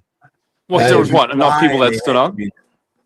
I agree with what you're saying, but at the same time, they put that stuff out knowing that a lot of people will fall for that. And that's what I meant by bringing awareness to those, you can't wake everybody up all at once, but little by little, you can reach certain people and certain sects of people, little at a Yeah. time, but yeah, See, I do see. And I see your point too. I mean, yeah, no, I get what you're saying. With this, I go into it with this, right? Here's why they had you cover your face. Here's why they had a 6-foot distance. It goes right along with the lockdown. It wasn't just in isolation in your home, it was social isolation too. Your heart field will not meld past a 6-foot distance. It won't do it. Okay. So if you've got a 6-foot diameter toroidal energy field with your heart that goes around your body. Okay. Mhm. Somebody else has one. Theirs is the same. You need 6 feet of distance to keep their heart fields from intertwining. There's a lot of communication goes on between people in that heart field that you don't even realize. Yeah. Secondly, with the covering of your face, that was to cover your micro expressions. You don't realize it, but in conversation, micro expressions give more emphasis and context to things that you're saying. Right. This is why that was another communication isolation tactic. And they told you what? Oh, it's because germs can only go less than 6 feet. And, when they're jumping out of your body looking for a respiratory system, and this kind of dumb shit. And it started falling apart. It's like, wait a second. I don't have to wear that in the restaurant when I sit down, but going to my table, I have to. Yeah, exactly. Forks, knives, and spoons and shit that were previously used by other guests and not really sanitized to a medical grade. Okay, I get it. Right. So if a guy comes in to the restaurant and he's in a wheelchair, does he still have to take his fucking mask, have it on? He's already sitting. Yeah. This was the kind of shit. Do you think that a plexiglass panel between you and me with a big gaping hole underneath of it and all around it is going to prevent some virus from jumping in there and getting you or something? What in the fuck? See, this is all psychological bullshit is what they were pulling on everybody. Oh yeah. That it also stunts the growth of children, and that makes more obedient slaves growing up. With the masks and things they use, that the form of communication, being able to read lips and see emotions and all of that, and that was all stunted. So did you ever see that? No, I was going to say, I mean, I agree with everything you guys are saying, but I guess like the point being is, I think if we go about, when you're saying, what do you want me to change my whole format of the show? No, not at all. Because I think like all these points that you're just talking about, these are all things that could be, put out there without playing into the bullshit narrative, because it's like, it's exposing something. We don't play into the bullshit narrative. That's just it. Yeah. Well, I guess what I'm saying, even Trump, we dissect the bullshit narrative. Well, for all we know, at this point, I would give it 50-50 at best that Trump is even actually Trump. I mean, with everything, the AI and everything else going on. We've entertained that. Hold on. I mean, because to me, this is the soap opera. It's like D-Man, let D-Man talk for a minute. He was wanting to say something. Trump is Elvis. Go on, I yeah. know. Sorry. It's a secret, but I'm not supposed to tell anybody. But Trump is Elvis. I'm just kidding. Could be. You never know. He did sign his guitar. Made it completely fucking worthless. Signed by Trump. That's like saying Tommy Lee's drum set signed by Trump. Oh my God. Yeah, no shit. Who'd want that? But yeah, it's 67. It's yesterday, actually. In 1967. Oh.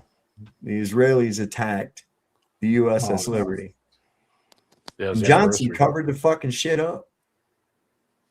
So if you want to know how long we really been in bed with these fucking assholes, long time. Look no further.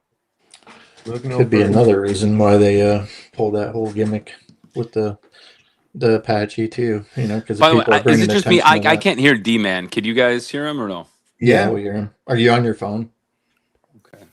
Are you on your phone? Cubby, can you hear him? Yeah. Yeah, Are you I on can your hear me. phone? Oh, Yes. now I can hear you. Okay. Yeah. If you're on your Sorry about phone, that. if you're on an iPhone, sometimes it does that. If a guest pops in and out, you got problem. You'll have to like drop out and come back in. Wait, is anything on right now? Sorry, it might be my phone being all fucking weird. Yeah, that's what it is. Anyway, before you were born, not before I was born. 59 years ago today, Israel attacked the USS Liberty, killing 34 crew members, wounding 171 more. Many of the crew members say Israel intended to kill all of them. Israel claimed that it thought, oops, the USS Liberty was an Egyptian transport ship called El Husseir, and the two ships are dramatically different in size, in appearance, in speed, in mission. Obviously, Israel was trying to take that boat down. Israel kept firing and firing and firing and firing for an hour. Before the attack ever began, Israeli reconnaissance aircraft had observed the USS Liberty multiple times, and Israeli tracking boards reportedly identified it as an American vessel. The ship was observed repeatedly before the attack. Israeli aircraft didn't just see Liberty once, they reportedly circled and observed the ship repeatedly throughout the day. So the official story requires us to believe that in the morning, Israel identified the boat as American, and then by afternoon, they forgot. The weather was perfect. There was no fog, no storm, no poor visibility. The USS Liberty was flying an American flag before the attack, and then that flag was shot down, and the crew raised an even larger flag. The notion that trained military personnel repeatedly failed to recognize this for an hour becomes harder to accept the longer you just sit and think about it. Yep. They also they hit that thing with some kind of metal or phosphorus rounds or something, and they strafed lifeboats. It strafed the lifeboats when the people were trying to get out of it, and strafed the lifeboats, which is a international war crime. He said, "I don't care if the ship sinks and every man on board drowns. We are not going to embarrass Israel." Didn't he say like, "I want that goddamn thing to the bottom" or something like that? Yeah, something like that. He did. Well, yeah, aren't they great friends? Yeah, that's our allies. You fuckers, man. Listen, I'm telling you, the Austrian painter knew what he was fucking talking about. And you know, the funny part is the Lavon affair was only what? How many years before? 10, 12 years before? 54? And that was made because we were getting cozy with the Egyptians, and they didn't want that to happen. So they decided, here, we're going to go create false flags, and we're going to bomb stuff and blame the Egyptians. God, I know, man. I know. Unreal. And they got caught. And then we still helped them out, which is insane. Like, wow. Look at that. It was no accident they have a lifeboat as a trophy. Gotta have a country to escape to when stuff goes south. No shit. That's why they were trying Albania, but it looks like those people are running them out. Italy's following suit. Yep. Holy shit, are the Zionists mad at Thomas Massie? He went to the floor of Congress today and talked all about the attack on the USS Liberty by Israel back in 1967. Open up X. Every single paid Israeli shillbot is fucking on there right now, just like when they attacked Candace Owens, all saying the same shit. Like, oh, that the attack on the USS Liberty, Thomas Massie spreading conspiracy theories, and they're all upset. Do you know who gets mad at conspiracy theories? The conspirators. Yeah, that's how you spot that out. They're all like, we're going to do podcasts and debunk how Israel isn't the bad guy for shooting up the USS Liberty. Their excuses are fucking abject hilarious. They're out there right now trying to say that Israel just mistook the USS Liberty for an Egyptian naval vessel. Now, we won't even talk about the details. Let's just stop and think about this logically for a minute. Do you think in 1967 that the Egyptian Navy had a boat that looked anything similar to a USS military naval vessel? Like, think about that for 5 fucking seconds. The answer would be fuck no, dude. Like, fuck no. Egypt was rocking some ancient steamboats that were only 275 feet long. The USS Liberty was a Liberty vessel constructed during World War II, built for war. 455 feet long, twice as long as any fucking old Egyptian steamer, and built to fucking take the fucking beating. It's a military vessel built back when engineers, when in doubt, make it stout. That's why Israel couldn't sink the motherfucker. They shot machine gun fire, not to mention that the USS Liberty had a giant American flag flying.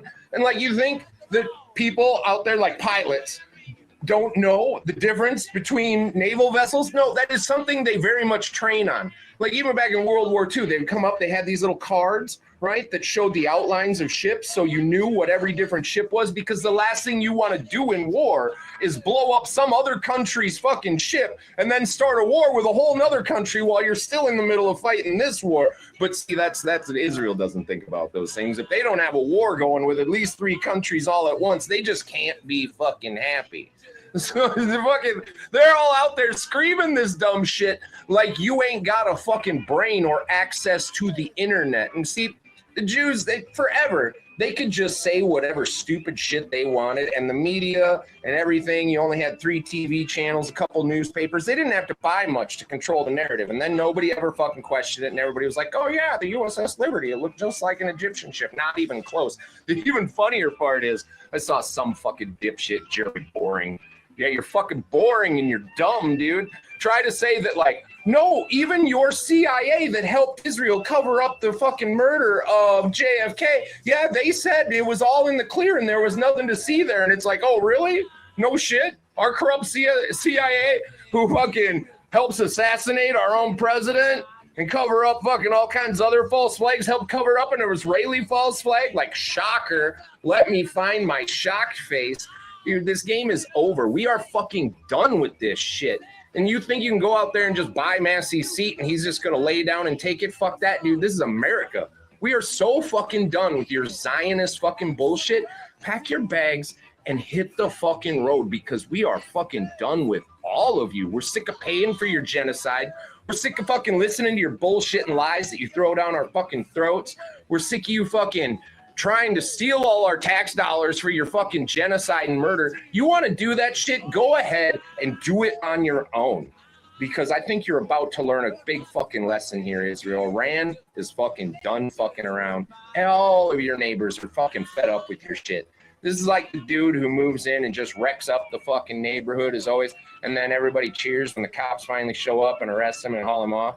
Yeah, dude, that's what's going on here. Israel is the shit neighbor on the block, and everybody's sick of it. The whole world's fucking sick of it. So, you Zionist fucks, you should probably just pack your bags and fucking leave, or we can do this the fucking hard way and just make it 110. Because one way or another, we're done putting up with your fucking shit.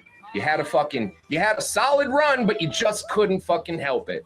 Wasn't enough to steal billions of dollars or millions of dollars. Then you had to steal billions and now trillions.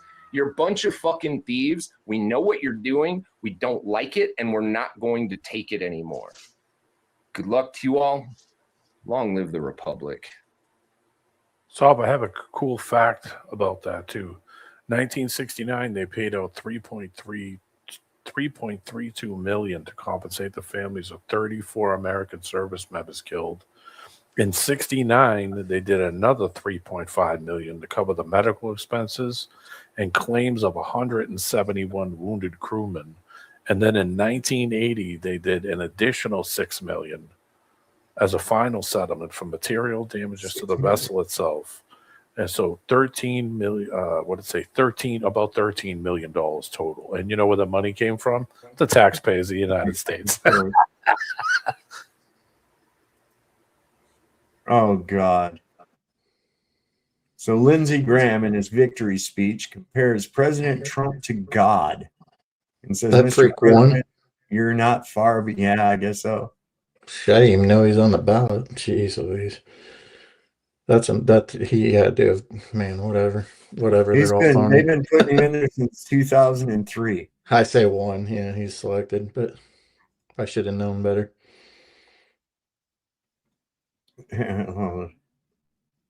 Wait, Fox News just did what?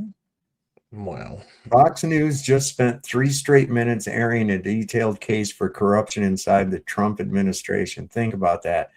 Wasn't MSNBC, wasn't CNN, wasn't Fox News. What? Well, this is They're crazy. just trying to be fair and balanced. Just kidding. Sure, 'cause that's how they are. I know.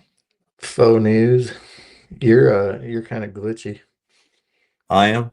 Yeah, I don't know if it was the last video was too. I don't know if it's connected, but See what this one does.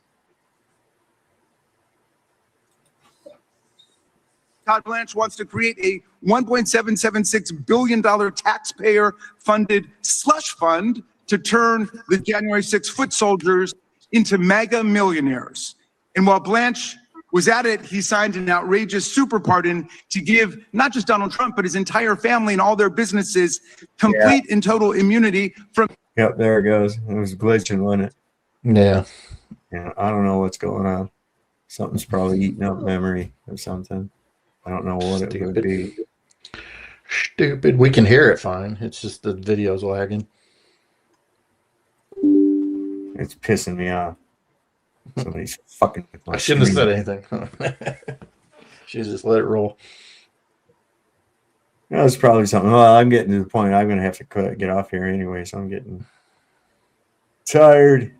Did you work? Did you work yesterday? And freaking hot out. How you feel?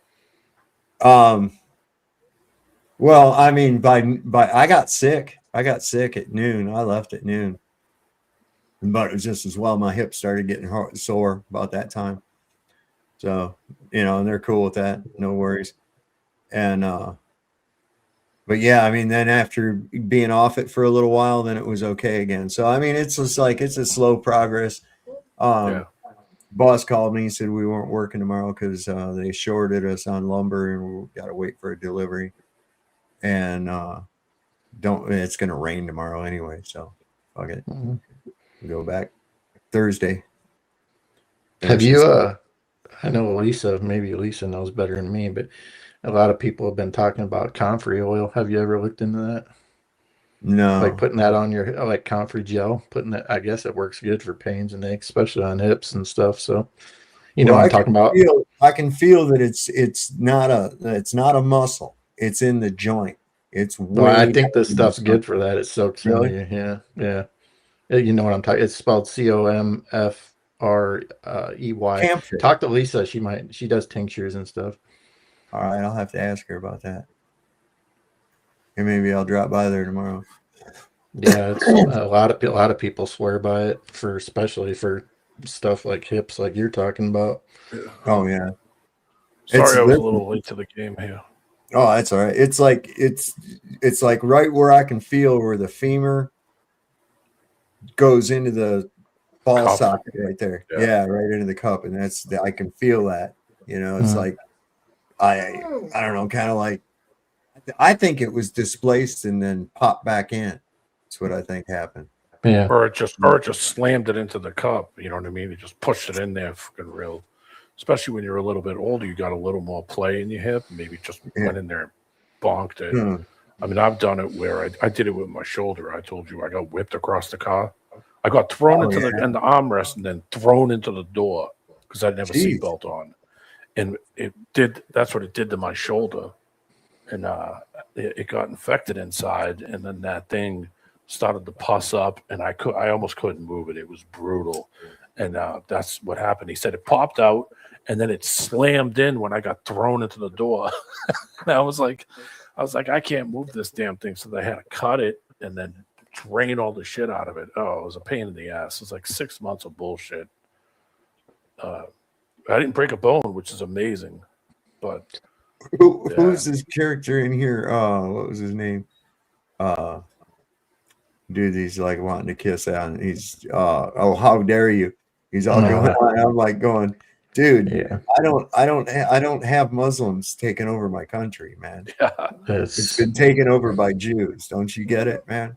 Yeah, I gave him enough airtime. He's just, I don't know, just here to agitate, pretty much. Do you think that they just kind of rely on having endless problems with everybody so that they can point to somebody as pretty much the boogeyman? Because that's what they've been doing for as long as you can remember, as long as anybody can remember. Oh, yeah. Is that they have to have people that hate them. If they don't, you know what I mean? Oh, then they have nobody to point to. Yeah, you don't need them too, right? We're The thing is defending you against these people that we told you to hate. Okay. it's yeah, I don't know if it's just years and years of build up or whatever, but people are becoming obviously noticing more that they're losing their grip on the power that they've always had, and so now they're obviously scurrying, as we like to say here, People's They're- opinions. Yeah, they're not as they can't sway people's opinions like you I just saw a said. commercial yesterday. Friggin' Jewish hatred, Jewish thing Yeah. commercial. The one with the black kid and the Yeah, other they kid played that at standing. the Super Bowl and stuff. I was like, out of all the people they could pick, of course they're going to be standing right next to a black guy. Of course. Blackie and Jew unite. Yeah, With our exactly. powers combined, we can destroy. I thought to myself, no fucking way. No way they did this. Like, everybody kind of knows that's what started all the slavery shit from the I get-go. know. Why the fuck would you put it standing side by side like oh, we're together, right? You know, me and you, we're alike. What's that thing from the movie there? The scared one when he's you and me, you know, when he's standing in the like Army Navy store. We're alike. Oh yeah, falling down. Yeah. Oh yeah. You know, Yeah. it's like, man, out of all the people, like, holy That was a crap. good movie, man. That was a good Yeah. movie, Falling Down. Okay, it's been a while. Since I I watched watched that it one. again here. I watched it not long ago. It's a good Thanksgiving movie. I'm going home. Yeah, that's a good one. Planes, Trains, and Automobiles. I love that one too. I love John Candy. I thought Yeah, I he do was too. great. Yeah, Uncle Buck. Uncle Buck, yeah. Yeah, that's a good one too. Yeah. He Yeah, I eats the love giant Uncle Buck. pancake. Great Outdoors. Yeah, Yeah, Great man, Outdoors is he's- good. he The old was really good. 96er. Love that. Yeah. I used to joke around whenever we go in like a steakhouse or something. And then when he called me looking at the shit, I would say, "Oh, look at that, the old 96er." What was the kid's name in Uncle Buck? Nat or something? You're not scared, are you, Nat? Was that his name? I forget. Is it Nat or Flea? I think it was Nat. I should know this as many times as I've seen it. You know, I'm talking about the girl's boyfriend's name. Yeah, yeah. And then he goes out there to scare him at that party. He pulls the hatchet out of the back. Oh, this makes more sense now. So Axios reporter Barack Ravid says confirms Israel planned a massive surprise attack on Iran with 50 fighter jets and ballistic missiles to trigger a full-scale war. Donald Trump was forced to intervene and shut it down, warning Netanyahu that he would be fighting alone. So then Israel goes ahead and attacks. Yeah. Now we've got an Apache helicopter shot down. What? Yeah, they were saying on the radio that it got shot over the strait. So it Yeah. must have went across some imaginary red line somewhere, whatever. But they were talking about it on the radio when I was driving. See, I was this like, is- oh, here we go. More bullshit. Yep. We're like so overextended. Yeah. You know, almost out of fucking ammo. Those sailors, how's their meals coming along? Did they get a chance to resupply any of their food or anything like that? I mean, I don't know. I didn't Right, see that's what was it the video with the Gerald Ford where they said, "Oh yeah, this is definitely a dryer fire or whatever they went from." Yeah. That you get to see like the impact and where it came out at and stuff. It's like sure, yeah, yeah. And how many really got killed in that? yeah. Well, Telling yeah. us. See, these guys probably ain't allowed to communicate to home because of security reasons and shit like that, you know? Not anything important because I know a few who are over there actually, but all they're pretty much sending them is like pictures in their off time. Nothing, you know what I'm saying? They ain't relaying information about what they're doing or anything. Just like, I'm okay, Mom, here's a picture of me on the deck, you know? Right. Yeah, stuff like that. But I've heard a lot of these guys have lost a lot of weight. yeah, I don't know. Yeah, You possibly, I guess. Yeah, I mean, it's stressful. I can see that. I lost weight. Well, and they're getting like bare minimum fucking rations. Yeah. Check out that link in private chat. I looked it up, and that's what one of the people on the ship on the Gerald Ford. That's the picture of what he ate. Oh, I've seen this. Yeah. Hang on. It didn't That load. looks yummy. Oh, it's still trying to load. I don't know what's going on with this fucking computer tonight, man. Looks like a soy burger. Soy burger and It's I an don't know, what's impossible. sponge cake, like sponge meat. It's an impossible in a slice of friggin' Spam or something. Why is this fucking thing Carrots taking are so good. long to load up on here? This is crazy. I can't get the fucking thing to load up. What's that, the picture? Yeah, I have to keep refreshing it to get it to you're go. having all kinds of troubles there. Yeah, it's pissing me off. Hang on, we're getting there. I never had this kind of It's a like problem. it's like a high school lunch tray with like a soy burger, some carrots, and some Spam. Some Dude, that looks like jail food right there. Yeah, that's worse than jail food. He hasn't said it. Massachusetts years ago saw they were doing the Meals on Wheels, in the city for the elderly people. You know Mhm. what they used? You know what they were using to save money to give the food to the elderly? They were taking the leftover food from the jail and giving it to the elderly people, and then charging, of course, the taxpayers Full way price, more money. Yeah, and people started to take pictures of it, showing how bad it was. Look at It that. was like fucking dog food. Where are my other 3 squares at, man? Yeah. Get that shit, man. That's not even 2 squares. Don't even get no All bread. right, you guys want to clog up the toilets? We're gonna fix that. Here, eat this old hamburger patty All right. made out of soybeans. You'll shit out of MRE shoestring. cheese. Give him some of that MRE cheese. That'll fix the clogging problem. Oh yeah, nothing like a vomlet. That'll straighten you out. Ugh. That MRE cheese will back you up for a week. I had one. I had the vomlet, and yeah, it was bad. But it did make me sick. But it was bad. It was like, wow, this don't taste anything like eggs. Powdered Tastes eggs. Tastes like chemicals is what it tasted like flooring cleaner or something. Put every We had condiment on a it.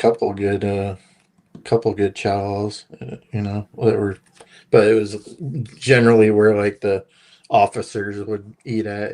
Of course they're gonna have the best food in those places, stuff like that. But there's a couple good places here and there. Not on the field, but Mustang said grade D chicken. yeah, it's like Taco Bell. Yeah. Taco Here, Hell. I gotta take care of something here. Take care of it already. Holy moly, who's spamming the chat so much right now? Why? Just use one account, dude. You don't have to change accounts. Like you can figure out you're the same person. It's not that hard. Right. Who's this, Dr. Rothschild? Yeah, it's been a couple. We had Dr. Rothschild, Stanley, whatever. Stupid. You're that bored. There's no other places you can go. You had to come here. That's all right. Our little how dare you guy. He's had his fun for. Thanks for the view, guy. Appreciate that. Make sure to like and subscribe. There we go. And we will take care of you as well. Anybody else? Who's the other guy? We got Dr. Rothschild and that other shit for brains. How dare you? Stanley. Did you get rid of Stanley? I don't see Stanley. Oh, there we go. There we go. Gone. Bye. All gone. Just helping. It was real and it was fun, but it wasn't real fun. Yeah, and you're a dick, so. Ain't nobody hurting nobody, asswipe. And nobody gives a fuck about your fifis, And those are for you. Keep them to yourself. Or talk But to you got a million different other places to choose from. And it's like, I know. You don't like anything that we say. You don't like anything that we talk. You're like, Hear every show. Yeah. Go Who somewhere sent else, you? dude. It's simple as that. It's like, who sent you? Right. Is this your assignment? Is this your assignment tonight? Has to Is be. that what it is? jackass. You don't think I can see through you fucking idiots? Jesus Christ, man. Disruptors. They're professional disruptors. Mhm. That's what they do. Nope. They go around everybody's shows and do the same thing. They do it on Rogers. They do it on PJs. They do it on a lot of people. You know, and for the longest time, like I would be like, oh, I'm against censorship, which I still am. But the thing is, it's like you're not here to do anything good. It'd be one thing if you're stating your actual opinion. You're just here to disrupt and anger Right. people and rile the chat up or Shit whatever stir. the case it may be. It's Yeah, nobody needs you here. They're gone. Yeah. Audio sucker. See you later, alligator. Been a while, crocodile. Yeah, that's it. I was trying to remember. I'm sitting there going, no, gathers no moss. No, that's not it. Can't remember Rolling my Stone. idioms. There was this girl one time. She was like, "Do you think I'm pretty or ugly?" And I was like, "Both." She's like, "Both." Why you say that? Because you're pretty ugly. Sayonara, sucker. Bet you look like you went out the top of the ugly tree and hit every branch coming down. Need a bottle of Ripple. She been on more wieners. She been on more wieners than Heinz ketchup. Like a hot dog in a hallway. Yep. Sorry, Alpha Damien. We're getting ready to get off of here. So No, it's just the guy who's in chat. That's what they do next. Who just shows up and wants to be on the show all of a sudden. Immediately, Right. Yeah. Yeah. See you With later. top box GG. Yeah, okay. Oh, we don't know what's going on. Yeah, I know. Oh, God. man. How long have we been doing that shit? It was just a joke, Deborah. I wasn't Good to see you. Sorry I was a little late, but I got here in the end. It's all right. It's good that you got here, man. It's good that you got here. We just kind of broke down some of the shit that's going. I think we're about to see some crazy shit in the next week. I mean, this thing to stop the UFC thing at the White House. If that goes and it gets stopped, do you know how much of a fucking meltdown that motherfucker gonna have? Is that kind of appropriate, though? Is what appropriate to throw yourself a birthday party at the White House? Well, I mean, just like having the friggin' UFC thing on the lawn of the White House. Well, from what I'm told, Teddy Roosevelt held boxing matches, but I don't know. I might be wrong on that. But no, I don't think it's appropriate at all. I really don't, especially when there's stadiums. What's wrong with Nissan Pavilion, man? What the fuck? Is he paying for it? Is he paying for it? Oh, Or are the you taxpayers kidding me? paying for it? Are you shitting Kidding me? me? That motherfucker gets everybody else to pay. That's why I wouldn't do it. Then that's when I would have said, okay, well, you pay for it if you want to do this, but you ain't doing it on our property. Right. You want to go set that up, buy a lot somewhere and put that up, or rent a lot, or go over to the fucking Nissan Pavilion and set it up, or whatever you got to do. You ain't going to tear this place up like that. Fuck you. You know, I mean, it's just, you don't get to do that. You're going to put up a big arch. He's wanting to put his name on every fucking thing. He's wanting to put his face on money. I mean, this guy's a megalomaniac, man. He really thinks he's something special. No. And how he does that because he didn't know something, see, and then he finds out about it, then he thinks nobody else knows that. See, he's got himself convinced he's smart, like his stupid name, Democrat, right? Oh, I just take it's D-U-M and you take off the B. A lot of people don't know it, but dumb has a B on the end of it. And it's like, yes, asshead. Everybody knows that it has a B at the end of it. Everybody except you, and you just found out. That's why you're saying that. You know, which you should know. So many people have called you dumb. You've had to have read it somewhere, or somebody probably read it to you. I don't think he can read. Tell you the God's truth. Anyway, we've had our fun tonight. I got to get off of here. I'm gonna go in here, eat a sandwich, and then probably go to bed. Because that's what you do. That's what you do, man. And smoke a couple bowl hits and eat a sandwich. I'm thinking ham and cheese with some mustard. Sounds really good. Can't say I can go wrong with that. No, not at all. Honey ham or just regular ham? I got a choice. The old lady got like a variety pack. Oh, nice. How do they make honey ham? Did the bees make it? I don't really know. I don't think bees actually. I always wondered that. Anyway. We raise up a hog inside of a beehive. That's a little bit of Those damn bees, they can do anything. See these fucking beehives around these hogs carrying pigs. Jesus Christ. Good to see you guys. Good to see everybody in the chat. Yeah, take it easy, man. All right, everybody. Thank you guys for coming up tonight. I don't know what happened to Dave. He dropped out, never come back. No worries. Now, everybody that showed up in the chat tonight, thanks for coming. And we'll on the next show we'll go over the more of the lost history of Flat Earth series. I would have been fucked up tonight with that restart because I would have been using something that's not online, and it would have.